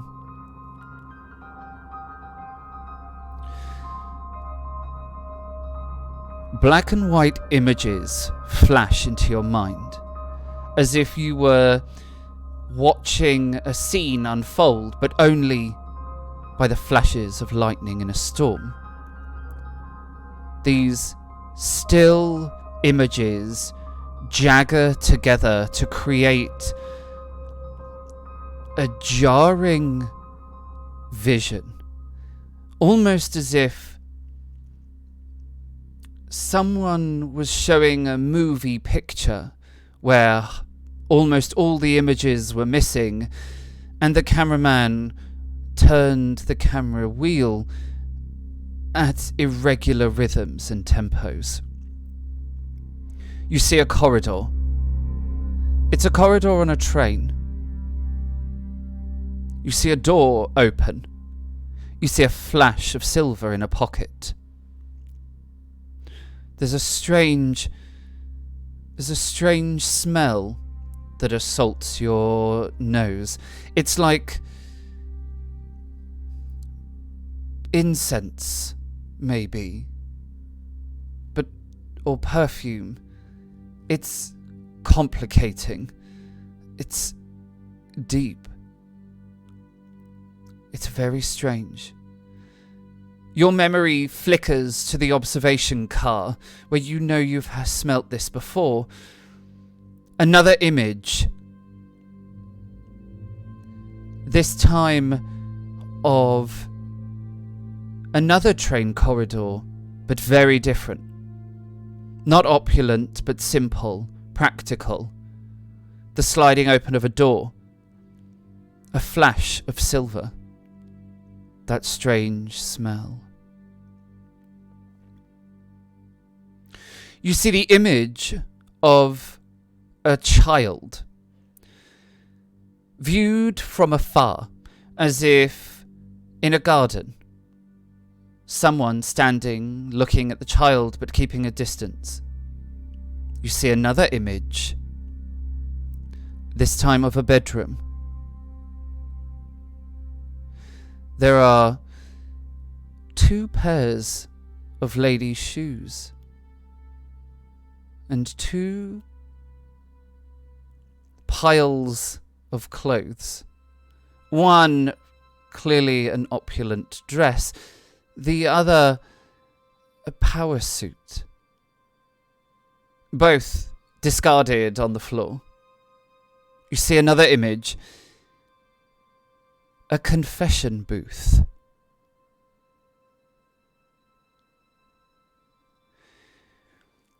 You see another image, a shelf full of glass vials, jars and pots, syringes and chemistry equipment.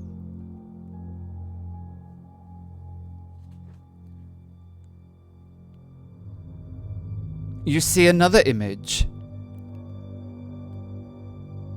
a man who is a startling resemblance to the Colonel stands holding you at gunpoint.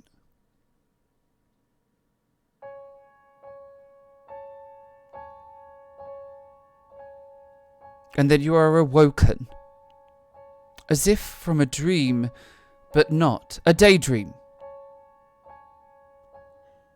By the cold.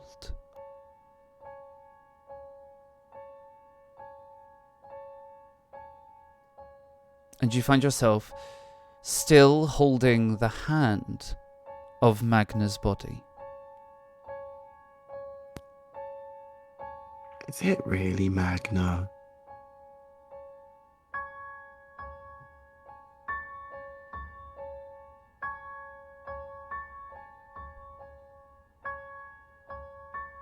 Okay. And with that, I feel like we should go for a break because I've only just noticed the time. We're going to go for a quick break. We're a little later than we usually are. We're going to dash off for a quick bio break. We're going to have some... We're going to do all of our usual drinking some health potions, rolling our hit dice, eating our consumables, and the like. How long would you like, fabulous cast members? 10 minutes? 15? Quarter past? Yeah, 10 minutes would be fine. I've now had several different answers. Quarter past. This is fine. Should we do quarter past, and then we can do like a short 45-minute wrap up to the end of the session. All right, that's what we'll do. We're gonna slink off for a quick break. We will be back at 10:15 GMT. So in about, what's that, 18 minutes? Yeah. About that. All right. We will see you then, where we will find out what on earth is going on after the break.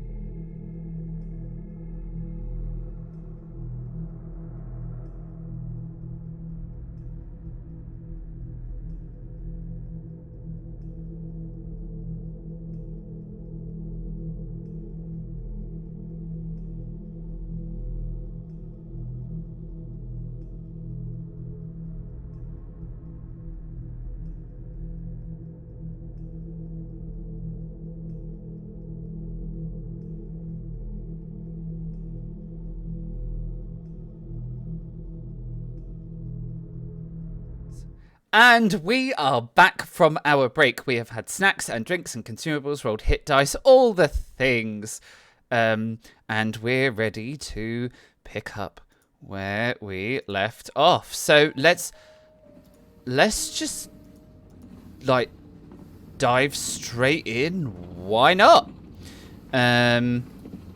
We are going to rejoin Max, who has just come out of a trance.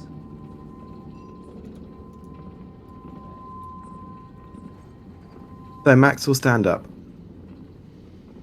steady himself against the wall, and opens up the door. And speaks to the Colonel through the door.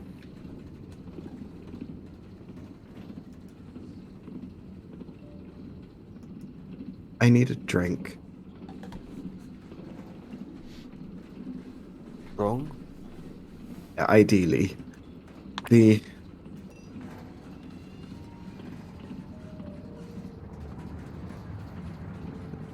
afraid your friend was a loan shark.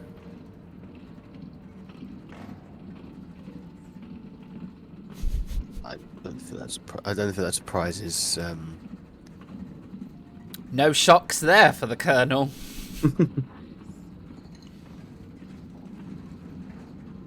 But I also feel that there is somebody still at large. Somebody with a knowledge of chemicals. It was fragrant. I can't remember who mentioned it first on the observation car. Whether it was Lily, Dagmar, or yourself. A smell almost of incense. Dad might have found that on one of the cushions. It's a concoction that has been placed over people's faces. Almost like chlorophyll. Like they do in the stop motion pictures. And that's what's drawing this Vaesen to them. It could be a mark, a scent, something to lead them. Or perhaps to make them unconscious enough. I don't know that part.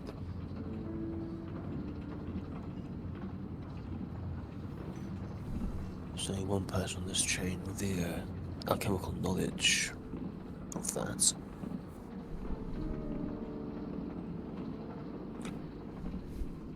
There was a very odd image. The priest, was he a Catholic priest? The door opens and the train guard comes in before Max is able to really sort of hand that information over. And the train guard says, "Everybody, please gather in." I've just had one of those moments where my brain just went, "Here's some lift music. You don't need words." The dining bar cart. Bar cart. Where everyone else is. And I'm like, oh, for God's sake. All right, everyone, can we head over to the bar car, please? We've got an announcement, and we really need to have a discussion. Chop, chop, quick as you can. It's pretty urgent. And he kind of stands to one side of the door. The staff pretty much immediately just gather themselves together and head out of the train, head out of the car. And it's then just you guys left with the train guard. I'm making our way down the train, or the carriage. Making our way downtown, walking fast, faces past in my homebound.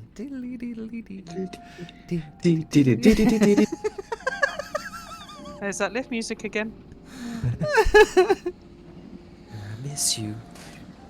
Will there be Beautiful. time for a drink when we get to the bar cart? Yes, I can't see why not. Should be all right. Barman's dear there. sir. All right. Please maneuver yourselves around as you wish. La-da-da-dee-dee. I'm going to walk up to the bar. Could I get a rum, straight, dark?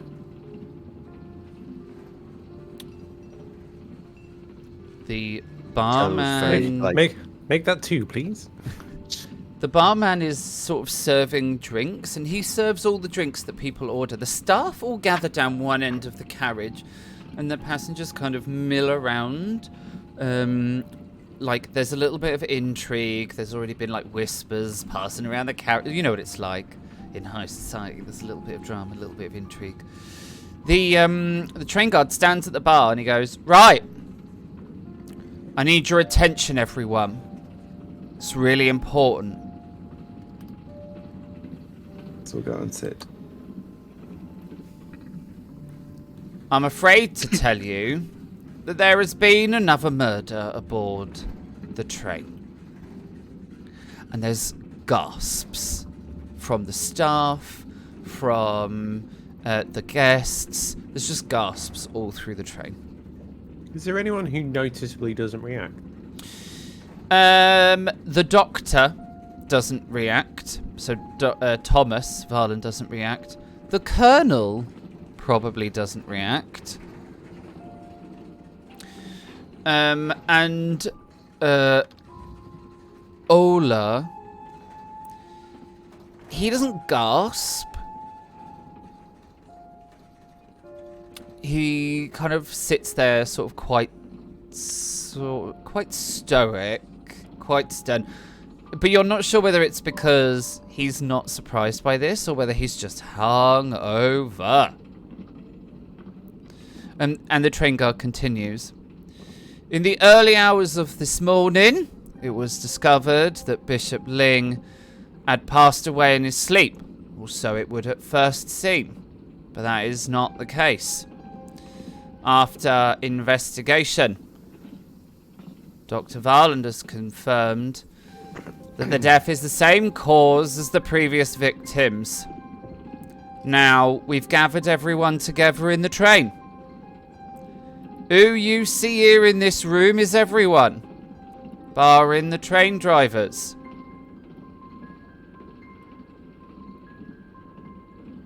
The murderer, the guilty party, or parties, is one of you lot. Or one of us, I should say. In the interests of fair speaking.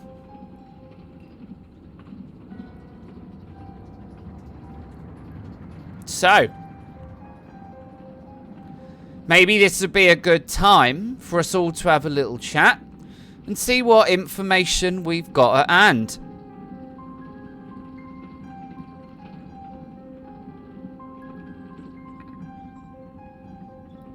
Who was the last to see the bishop? Anyone?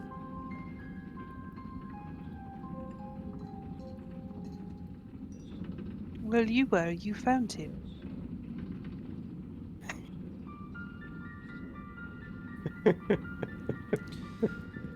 Fair point. Well presented. Who was the last to see the bishop alive?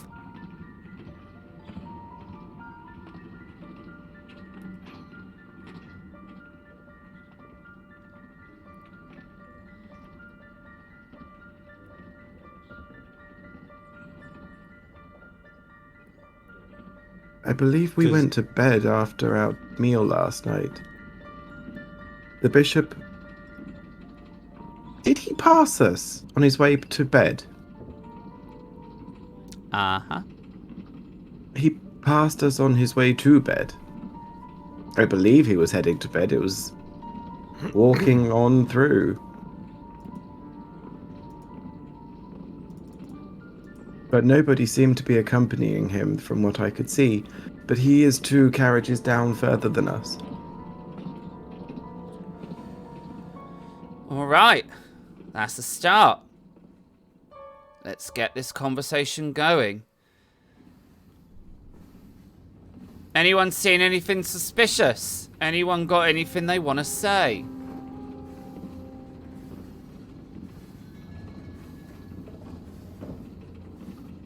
I think it's very suspicious that you were given a letter to deliver to the bishop on the day he died. A very valid point. I did indeed. We had a letter. It was provided to us at the start of the journey, and it was dated delivery to the bishop for this morning, which is how this unfortunate circumstance was discovered. I have that letter here. And he takes it out of his pocket. Then open it, dear man, and find out who killed the stinking bishop. Apologies. Max doesn't drink very often. Before I open this here letter and read out its contents, is there anyone aboard this train who has anything they want to say? Anyone at all? Does anyone's demeanor change at this point? Give me an observation check. So, does anyone look shifty? Mm-hmm. This is where chat can help or hinder. Waiting. Just in We'll case. give you 5 seconds. 3, 2, 1. Roll! And I'm rolling. Shit. It is well. Actually, that does make sense because, Dagmar, every single one of the guests aboard the train looks suspicious. All of them. To be suspicious. Everyone.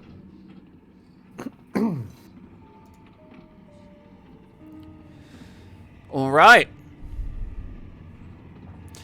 And the guard opens the envelope and draws out the letter. Now there's there's like an agonizing pause where you see that he speed reads the letter before he reads it out. And he looks around the room suspiciously.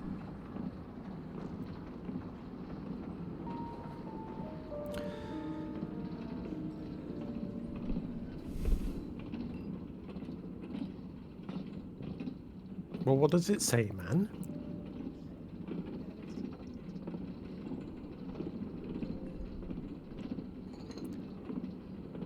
My dear friend, the bishop.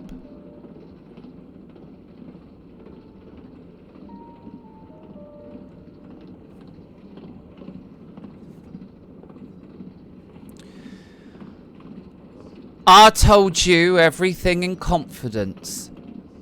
All of it.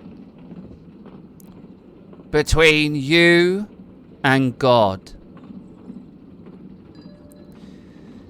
And between you, God, and myself, it will stay. I'm sorry, but I cannot have the truth shared. Regardless of how pious and holy you would be,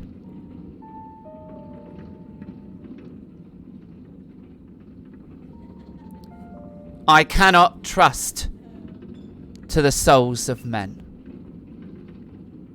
And now, you will take my secrets to the grave.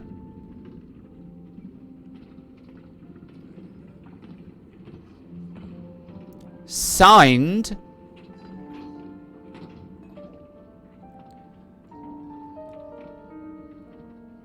your humble sheep, M.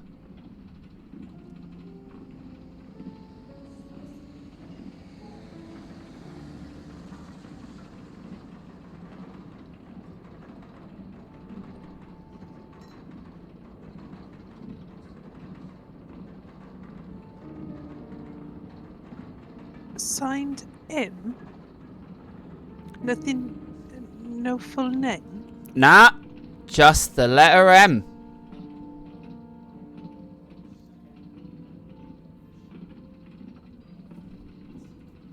But your name starts with an N. Does it not? It does indeed. But then again, so do a number of people in this here carriage. Such as?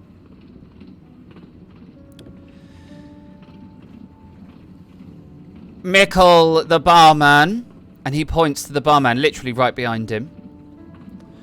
Not to mention Marion and Mirette in the kitchen. One of our guests, one Maximilian Fjellbach. Actually, my first name's Alexander.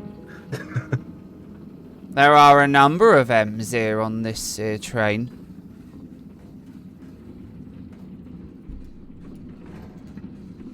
But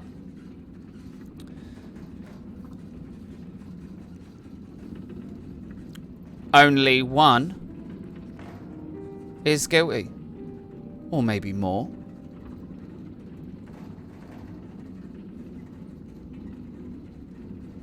Now, I'm not one to cause a panic,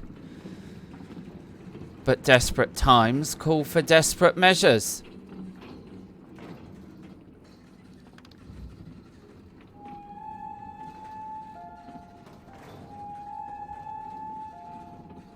I feel that it is important that all us here work out who the guilty parties are before we have another body on our hands.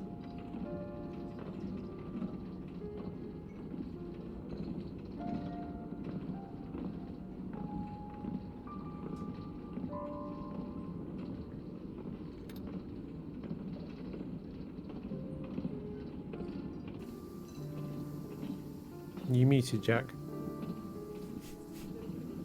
I am indeed. Is it really obvious that Thomas isn't sitting next to his wife? Yeah. Yeah, he's not sitting at all. Well, he's doing that thing where you perch on the edge of the table.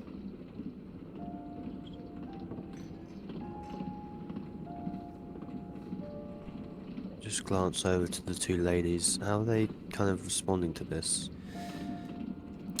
Annette is...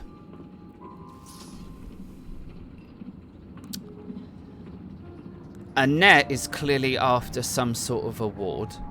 I had a feeling. Her performance is noteworthy. I don't need to keep talking like the guard. Her I was performance going to say, is noteworthy. Goodness me. Exactly, it's all Look, right. all right. Into There are a lot of voices in here. He hasn't slipped into anything. He slipped into home. Oh, hush up, you. I talk proper fancy, I do. Yeah. Her performance is, like, noteworthy. It is exactly what you would anticipate a high society lady would do in this situation. Hide behind a fat. Yes, it's that, but gasp and look distraught. I'm doing my act as well, even though I know this information. Yeah. Would you like the vapors? Oh yes, hold my hand.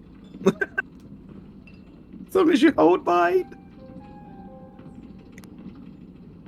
We can hold it together.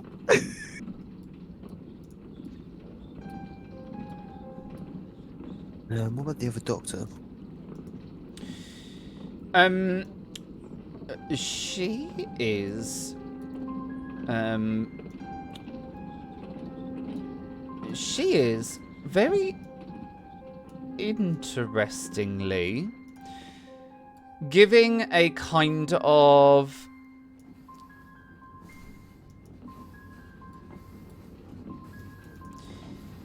she's very calm. And she's very composed. But she's got, like, wide eyes that are looking around the room. It's difficult to tell whether it's fear, worry, guilt.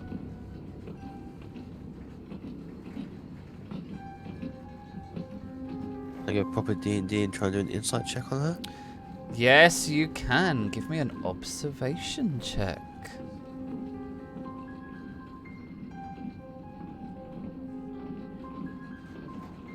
Oh, god damn it. Ooh. I mean, because you don't know her very well, you're just not sure. You don't have like a point of reference to know whether this is fear or guilt or...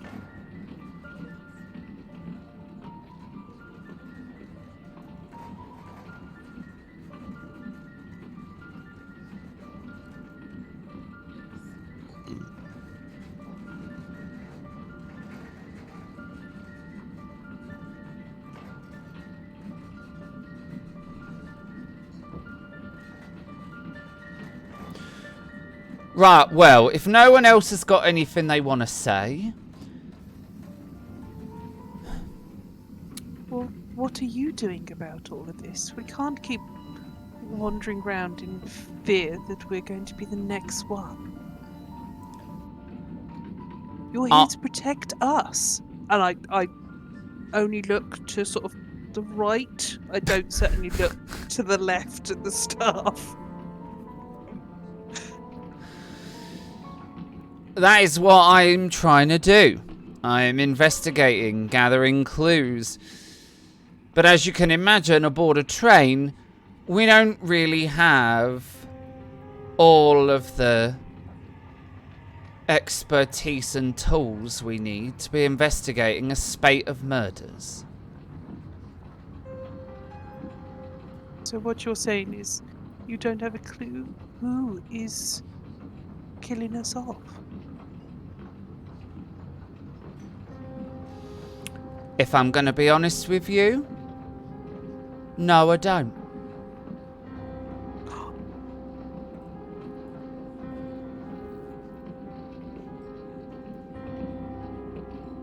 Well, it's quite obvious that if the killer knows the bishop and the bishop knew the killer.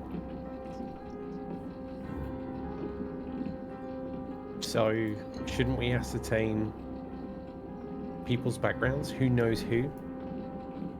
It seems to me that whoever has been causing these atrocities clearly has some professional or personal involvement with each party involved.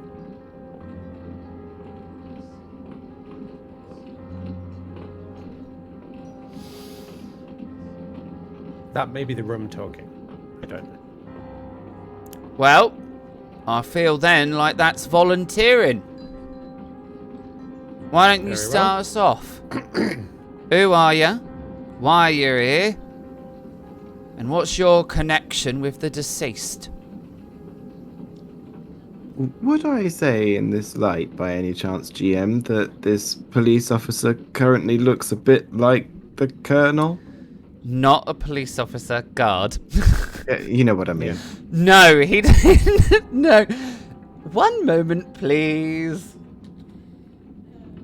Et voila. But they have mutton chops. I mean, I don't mean to break it to you, but not all people with moustaches look the same. Yes, they do. It's blurry. And in black and white, most definitely. So you Oh can't my even god, tell, like, this sort of hair colour. discrimination against bearded people. Been attacked. It's honestly, right? Clearly, Jack, me and you know all the other people with beards. Like, next they'll be like, do you know Tony down shop? He's got beard. He's got beard. Yeah.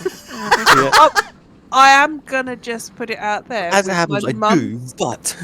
Oh, it's fine. You're on first When name terms with Brian Blessed. We understand. When it's all blurry, you just can't tell the difference. They just look the same. Especially in a vision. Okay, how about the man behind the bar? No, the only person here who looks like the Colonel is the Colonel. Damn it. So he's the murderer. I mean, you did see a vision of someone that looked like the Colonel holding someone at gunpoint. It's not the first time I've seen that, though. Yeah, but it was like...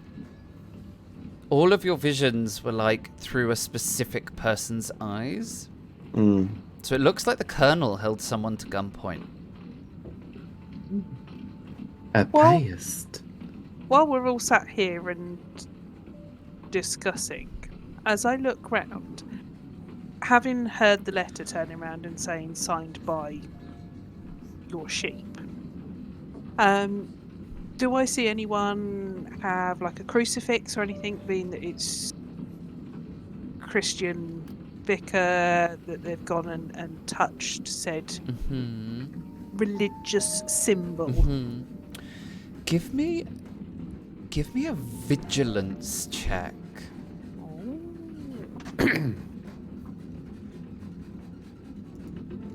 So, does anyone want to help in chat before we go?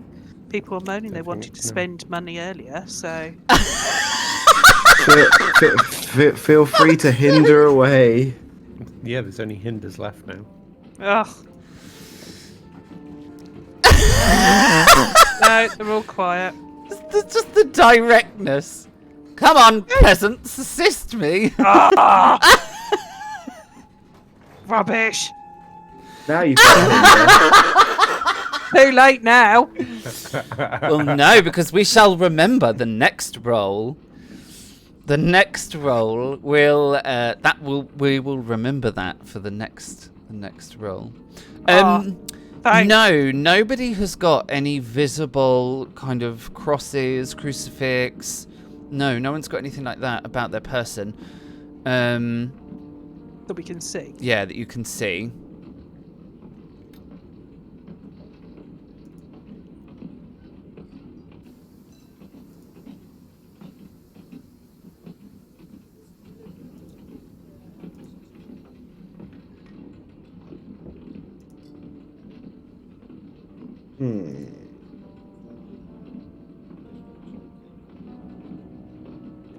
I'm going to lean in close to the Colonel so that nobody else hears. I'm just going to say to him, have you ever held anybody at gunpoint? Kind of looking at the guard. When Max says that, the Colonel is going to kind of turn around and look at him very puzzled, as if like, really? There was somebody that resembled you very closely, holding somebody at gunpoint, and I believe that person is the person we are looking for.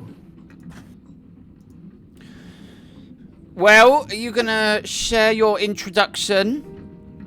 Or, sir, Sorry. do you want to be sharing your introduction? Instead of whispering. Yes, of course. My name is Maximilian Fjarbach. I was invited here as an honored guest of my friend here, the Lieutenant Colonel Bartholomew Seaton, friend of the deceased Magna blah blah blah blah. I've forgotten what his last name was. I'm here to enjoy myself, see the sights, and parade around in my fabulous arrangement of capes. So You? then, Colonel. How do you know the deceased? What's your connection? Through my father. He was a business partner of Magnus for quite some time. Their dealings separated some time ago, and as I happened to be in the area, I got invited onto the Channel Express.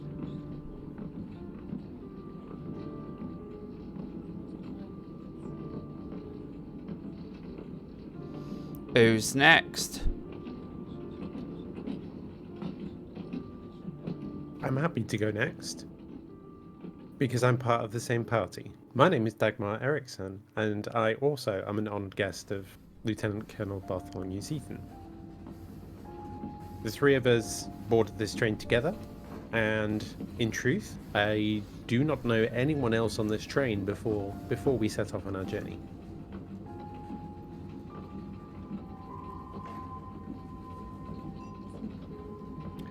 It's like quiet in the carriage. The Thomas Varland says, well, I was the doctor of Magnus Amundsen, the private doctor, which is why we came along. Magnus' health was not the very best, and so it was always sensible for us to travel. My wife came as my guest.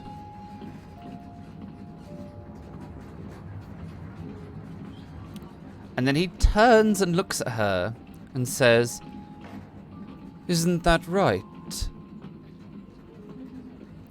And the way he says it, it gives you that awkward feeling, like when a couple start having an argument and you're just a witness to it. And she turns and looks at him, and there is like, you can tell there's something going on between the two of them. And she smiles and she says, yes, dear. Right as always. Ooh. Read between those lines. Mm-hmm. All right. That leaves 3 of you left.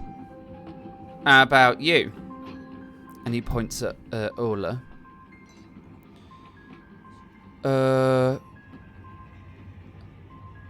Well,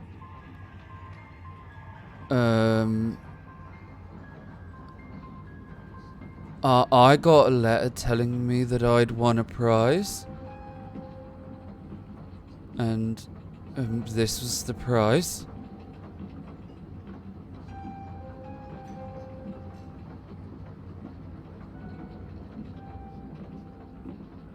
And you don't know anyone aboard the train until you boarded it? And Ola just kind of nods. Alright. How about you 2 ladies? Well, I am Lily Hostin Romanov. And I came with Hugo. And I have frequented in many circles where I have met people like Thomas and his lovely wife, and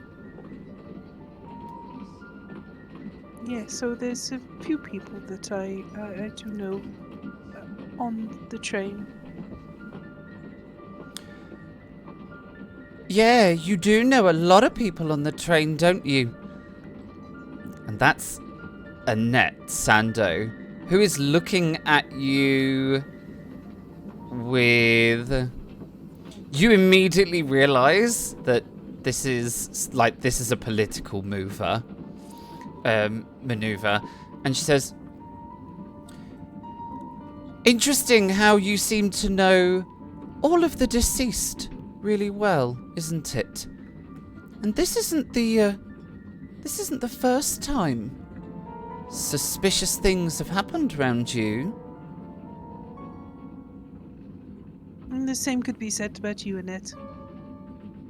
Oh yes, like what? Because I'm happy to lay the facts down on the floor.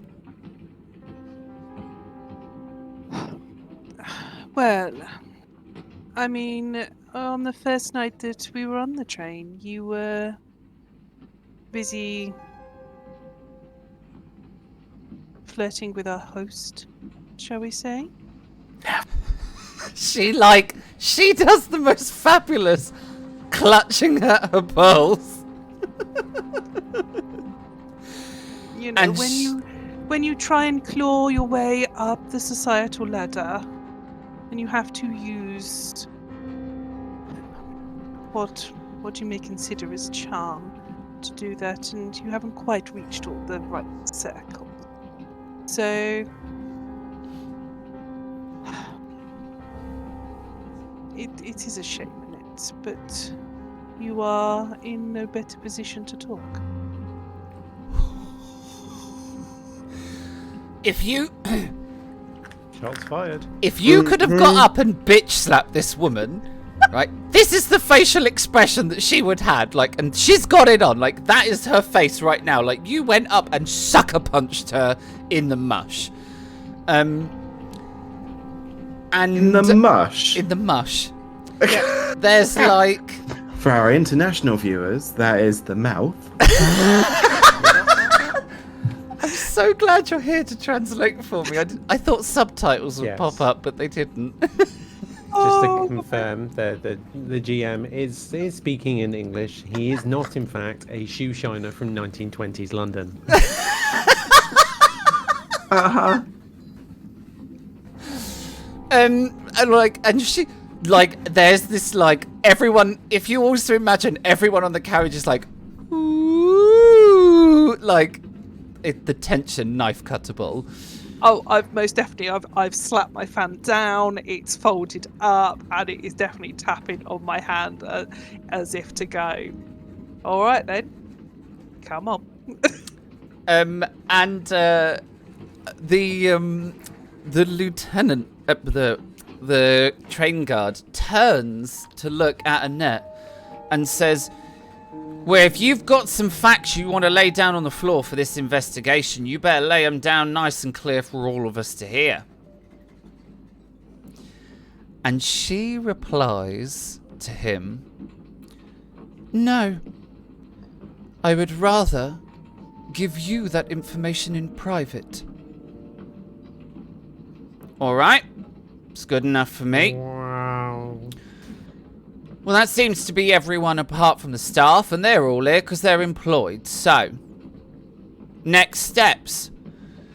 We need to get the bishop from his room, if I've got any volunteers to assist in that matter.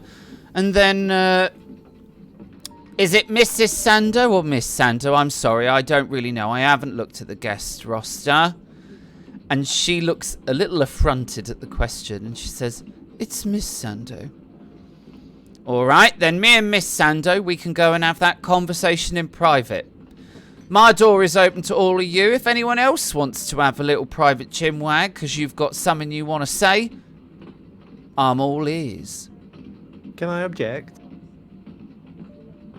I have 2 points. There should be an independent witness to this at least. If we're going to be open and facts, then a one-on-one conversation. That's not a guarantee of kosher behavior. And also, what's your story, Marius? Like I said, I'm a train guard, and I was employed to be on this train and guard it. Well, I mean, that's all well and good. Did you know anyone else? Did you know your employer beforehand? I had met our employer, Magnus, yeah. What about He the guests interviewed on each his and every train? one of us to make sure that we were of excellent quality. You don't by any chance have any other letters inside of the guard cart for anybody else? Nope. Just that and... Well, the point I'm making is you're not a police officer. So, yes, you're leading this investigation, but I think you need an independent party helping you with this. Your objection is noted. But might I suggest you find somewhere comfy to sit yourself down while you enjoy another complimentary beverage from the bar car.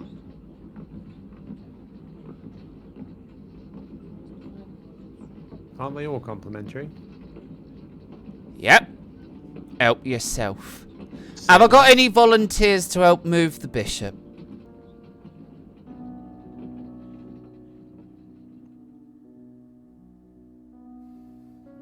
How about you, Colonel? You were handy last time. I was already standing up, yes. Lovely. All right. Might I suggest, in the interest of safety, you don't wander off on your own.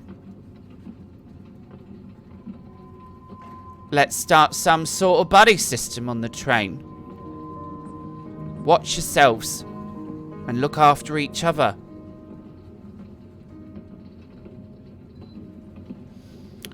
I have a completely random question, GM. Yep.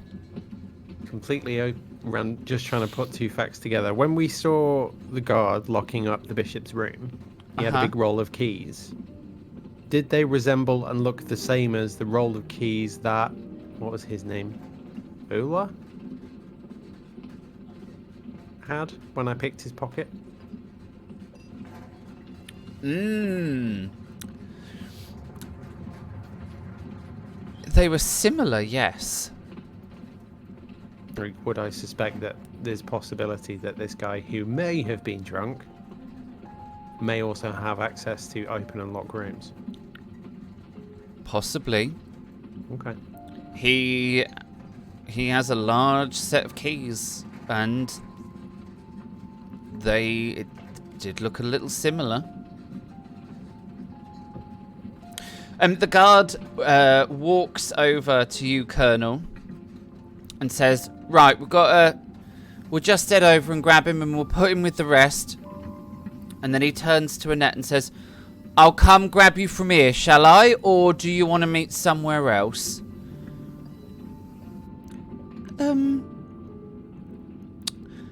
Well, I think it would be much more sensible if we met in the passenger car. We can grab one of those little cabins.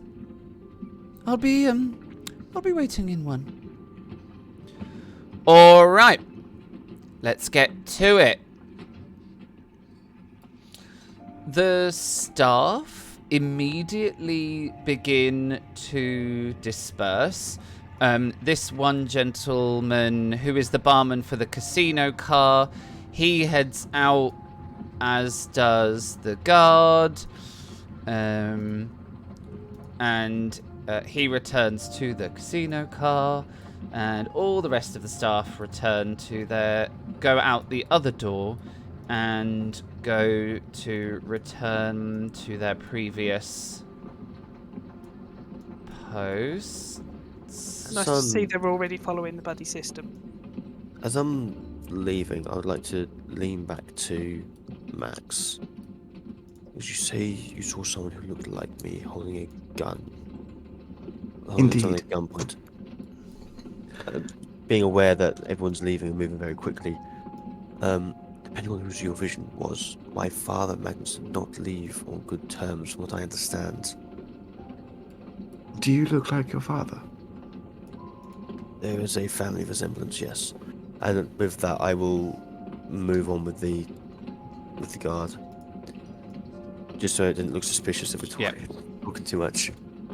Maybe his dad is on the train. I'm gonna dunk you. I'm just gonna dunk you here, and I'm just gonna add gadunk. I like that. I'm gonna gadunk you there, and I'm just gonna add the there's the corpseified thing. All right. As you walk your way through the train, there is the casino barman who takes up his position in the casino. Annette follows you, and she does indeed go into one of the private cabins.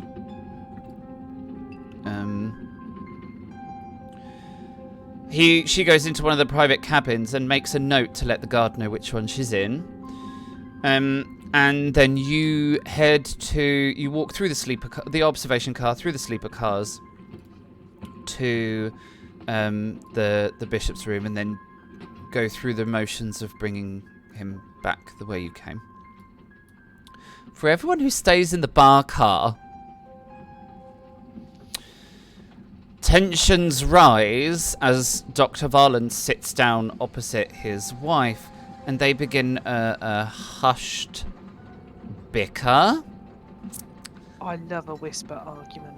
A hushed bicker that stays hushed for all of about 3 to and fro's before before Caroline stands up, flings her drink at Thomas, takes a step into the centre of the carriage, looks right at him, and says much more loudly than is necessary, "And you can find somewhere else to sleep."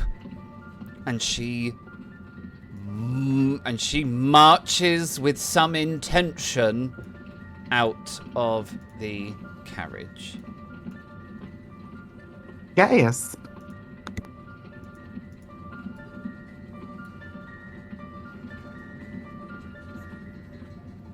And he just sits there and dabs at himself with a handkerchief that he takes out, and sort of then turns to look out of the window, clearly very embarrassed by the whole thing, but so embarrassed that he can't get up and make a fuss about it by storming out himself.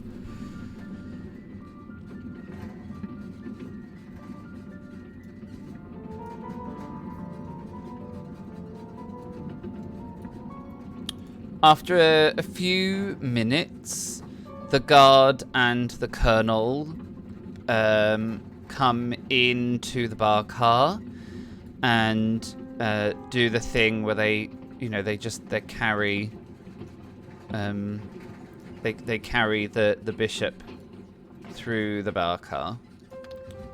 You go through the restaurant car as well, Colonel, where the waiter who was there at breakfast and the waitress who was there at breakfast, they're both there.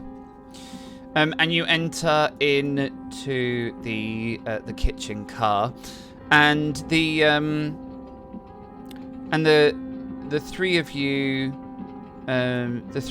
carry the bishop through the kitchen where the staff are kind of all looking at you, and the train guard says, "I've got this. If you want to open the door, and then we'll find us. We'll find a space." I will open the door. Oh, crap. You open the door to the cold room, and neither Magna nor Hugo's bodies are present. Da da da da da da. And Interestingly, though, on the menu this evening, pulled pork. Yeah. and that is where we are going to leave tonight's session, as You really need to start incorporating the EastEnders finale tune. You know, the dum dum dum dum As, dum dum dum dum dum dum dum. as the colonel turns to look at a shocked guard who just stares at the colonel in surprise. And who was the last person to be in there with them? That's it. The fucking weirdo who's getting drunk. Uh-huh. Whose name Beginning begins with with M. M. Ooh. Spoiler alert, Max did it. All right, well. See, it's not Seaton Senior though, because Ask Max says ribbit, ribbit, ribbit. Ribbit, Fred ribbit. says afraid not. All I can say is I've just got two things really. The first one is I am so glad to be back streaming the Society and telling these ridiculous stories and having this ridiculous amount of fun. And the second thing is I literally cannot do this without these lovely people.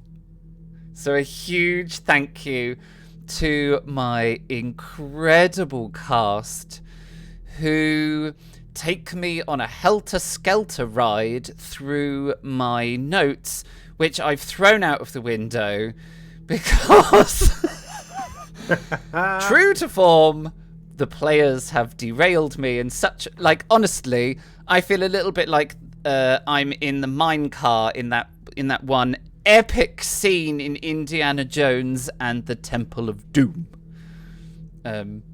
So a huge thank you to my incredible cast for bringing this story to life. We're gonna do the thing. We're gonna do the thing. Are you ready? Come on, Chaos wrote it in chat earlier. I know, right? can do it. My phrase is taking off. Who are you? Who did you play? Where did you come from? What do you want to say? Where can we find you? Not where did you come from, God Nacho? Where did you come from? Where did you go? Where did you come from, God Nacho? God. It's the music edition. Oh my God! No, we're not doing It's it. happening. Yeah. It's happening.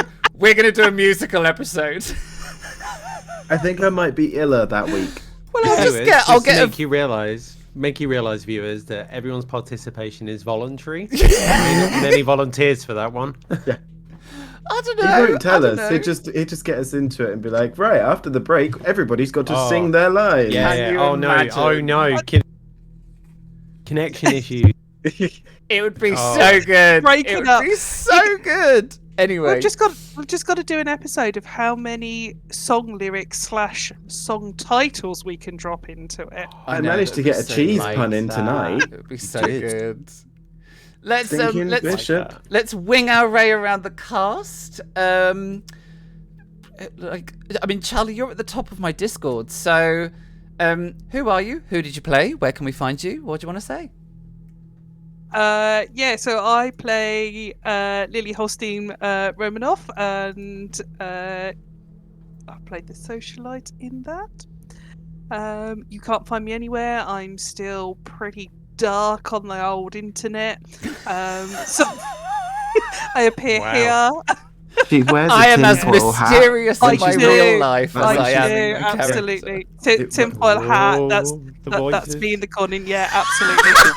They have some really interesting things to say, to be fair. So, Yeah. Stop you know. listening to the shampoo bottles. What have I told you? absolutely. So, yeah, no, very much so. I sometimes appear on other Twitch with Mike with Sea of Thieves. Yeah, I have thoroughly enjoyed tonight. First session back at just D&D in general, and it's amazing how after a couple of weeks how much I've missed it and thoroughly enjoyed it. So thank you ever so much, all of you, for making it, as usual, amazing. Mike, who are you? Hi. Who did you play? Where can we find you? What do you want to say? So I'm Mike. Also under the pseudonym, the alter ego of mutinous_Mikey. You can find me on Twitch, Twitter, Instagram, TikTok, and YouTube. I think. Soon to be MySpace again. Weibo, all of that. I've been playing Maximilian Fjellbach, the paranormal investigator and all-round weirdo with a cape fetish. Absolutely great, loved it. Yeah, just absolutely loved it. Thank you so much, Luke, because without you bringing it to us, we wouldn't have anything to play. Well, you know. And also an absolute massive shout out to Shusha. Like, without her character art, we wouldn't have faces Yes. to the characters. Like, amazing, absolutely amazing art.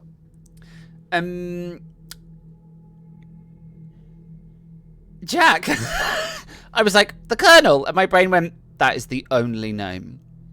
Jack, who are you? Who did you play? Where can we find you? What do you want to say? So yeah, hi, I'm Jack.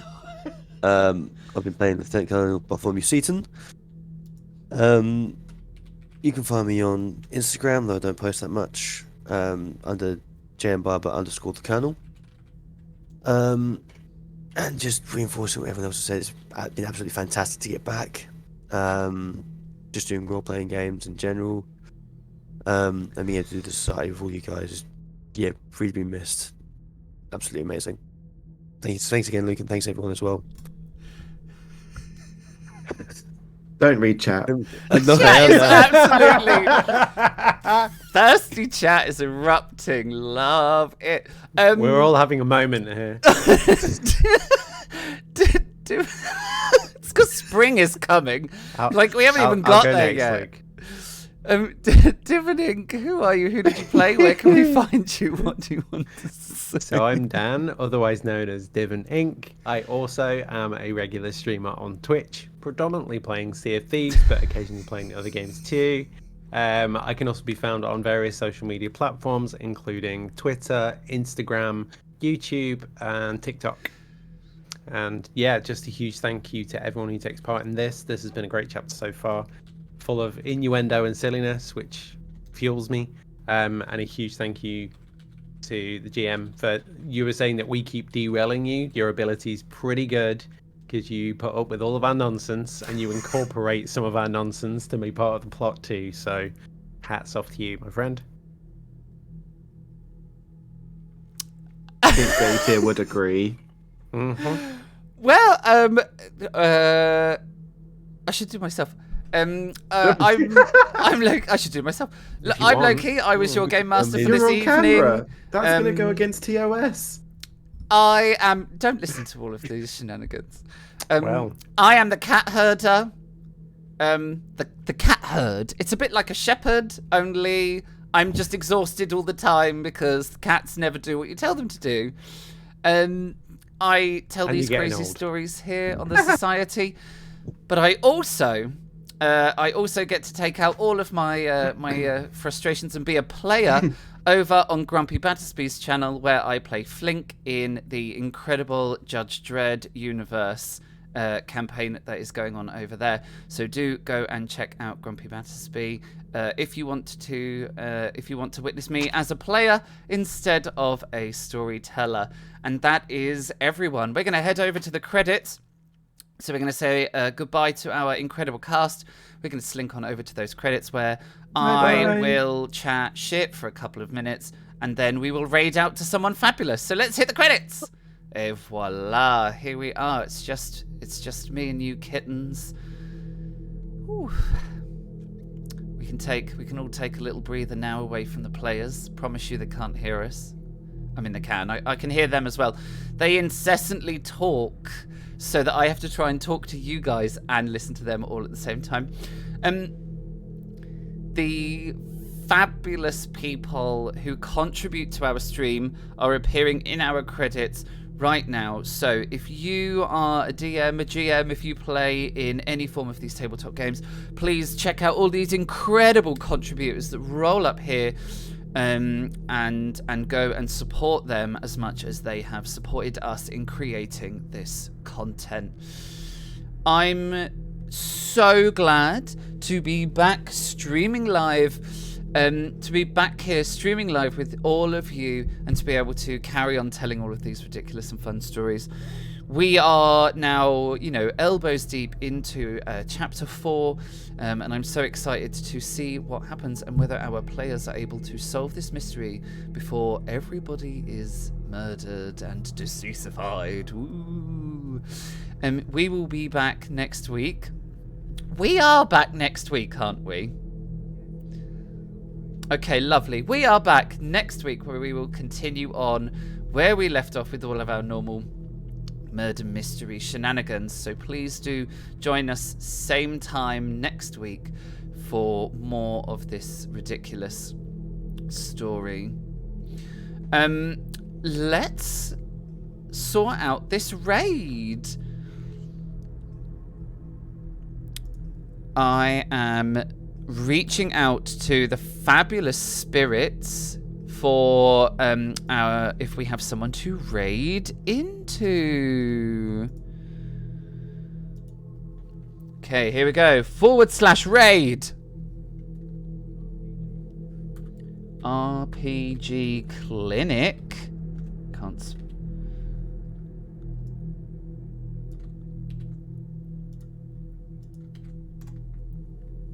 Right, we are going to be heading over to the RPG Clinic, who are playing the Gothic Society. I'm going to hit that button. Well, I'm going to hit the button and see if it works first. Yeah, and it has. We are going to head on over with our raid, so please go and show them some love and let them know that we had a bonkers time over on the Society. Big thank you to everyone who came along this evening. hopefully we will see you next week for more of our story with the Society.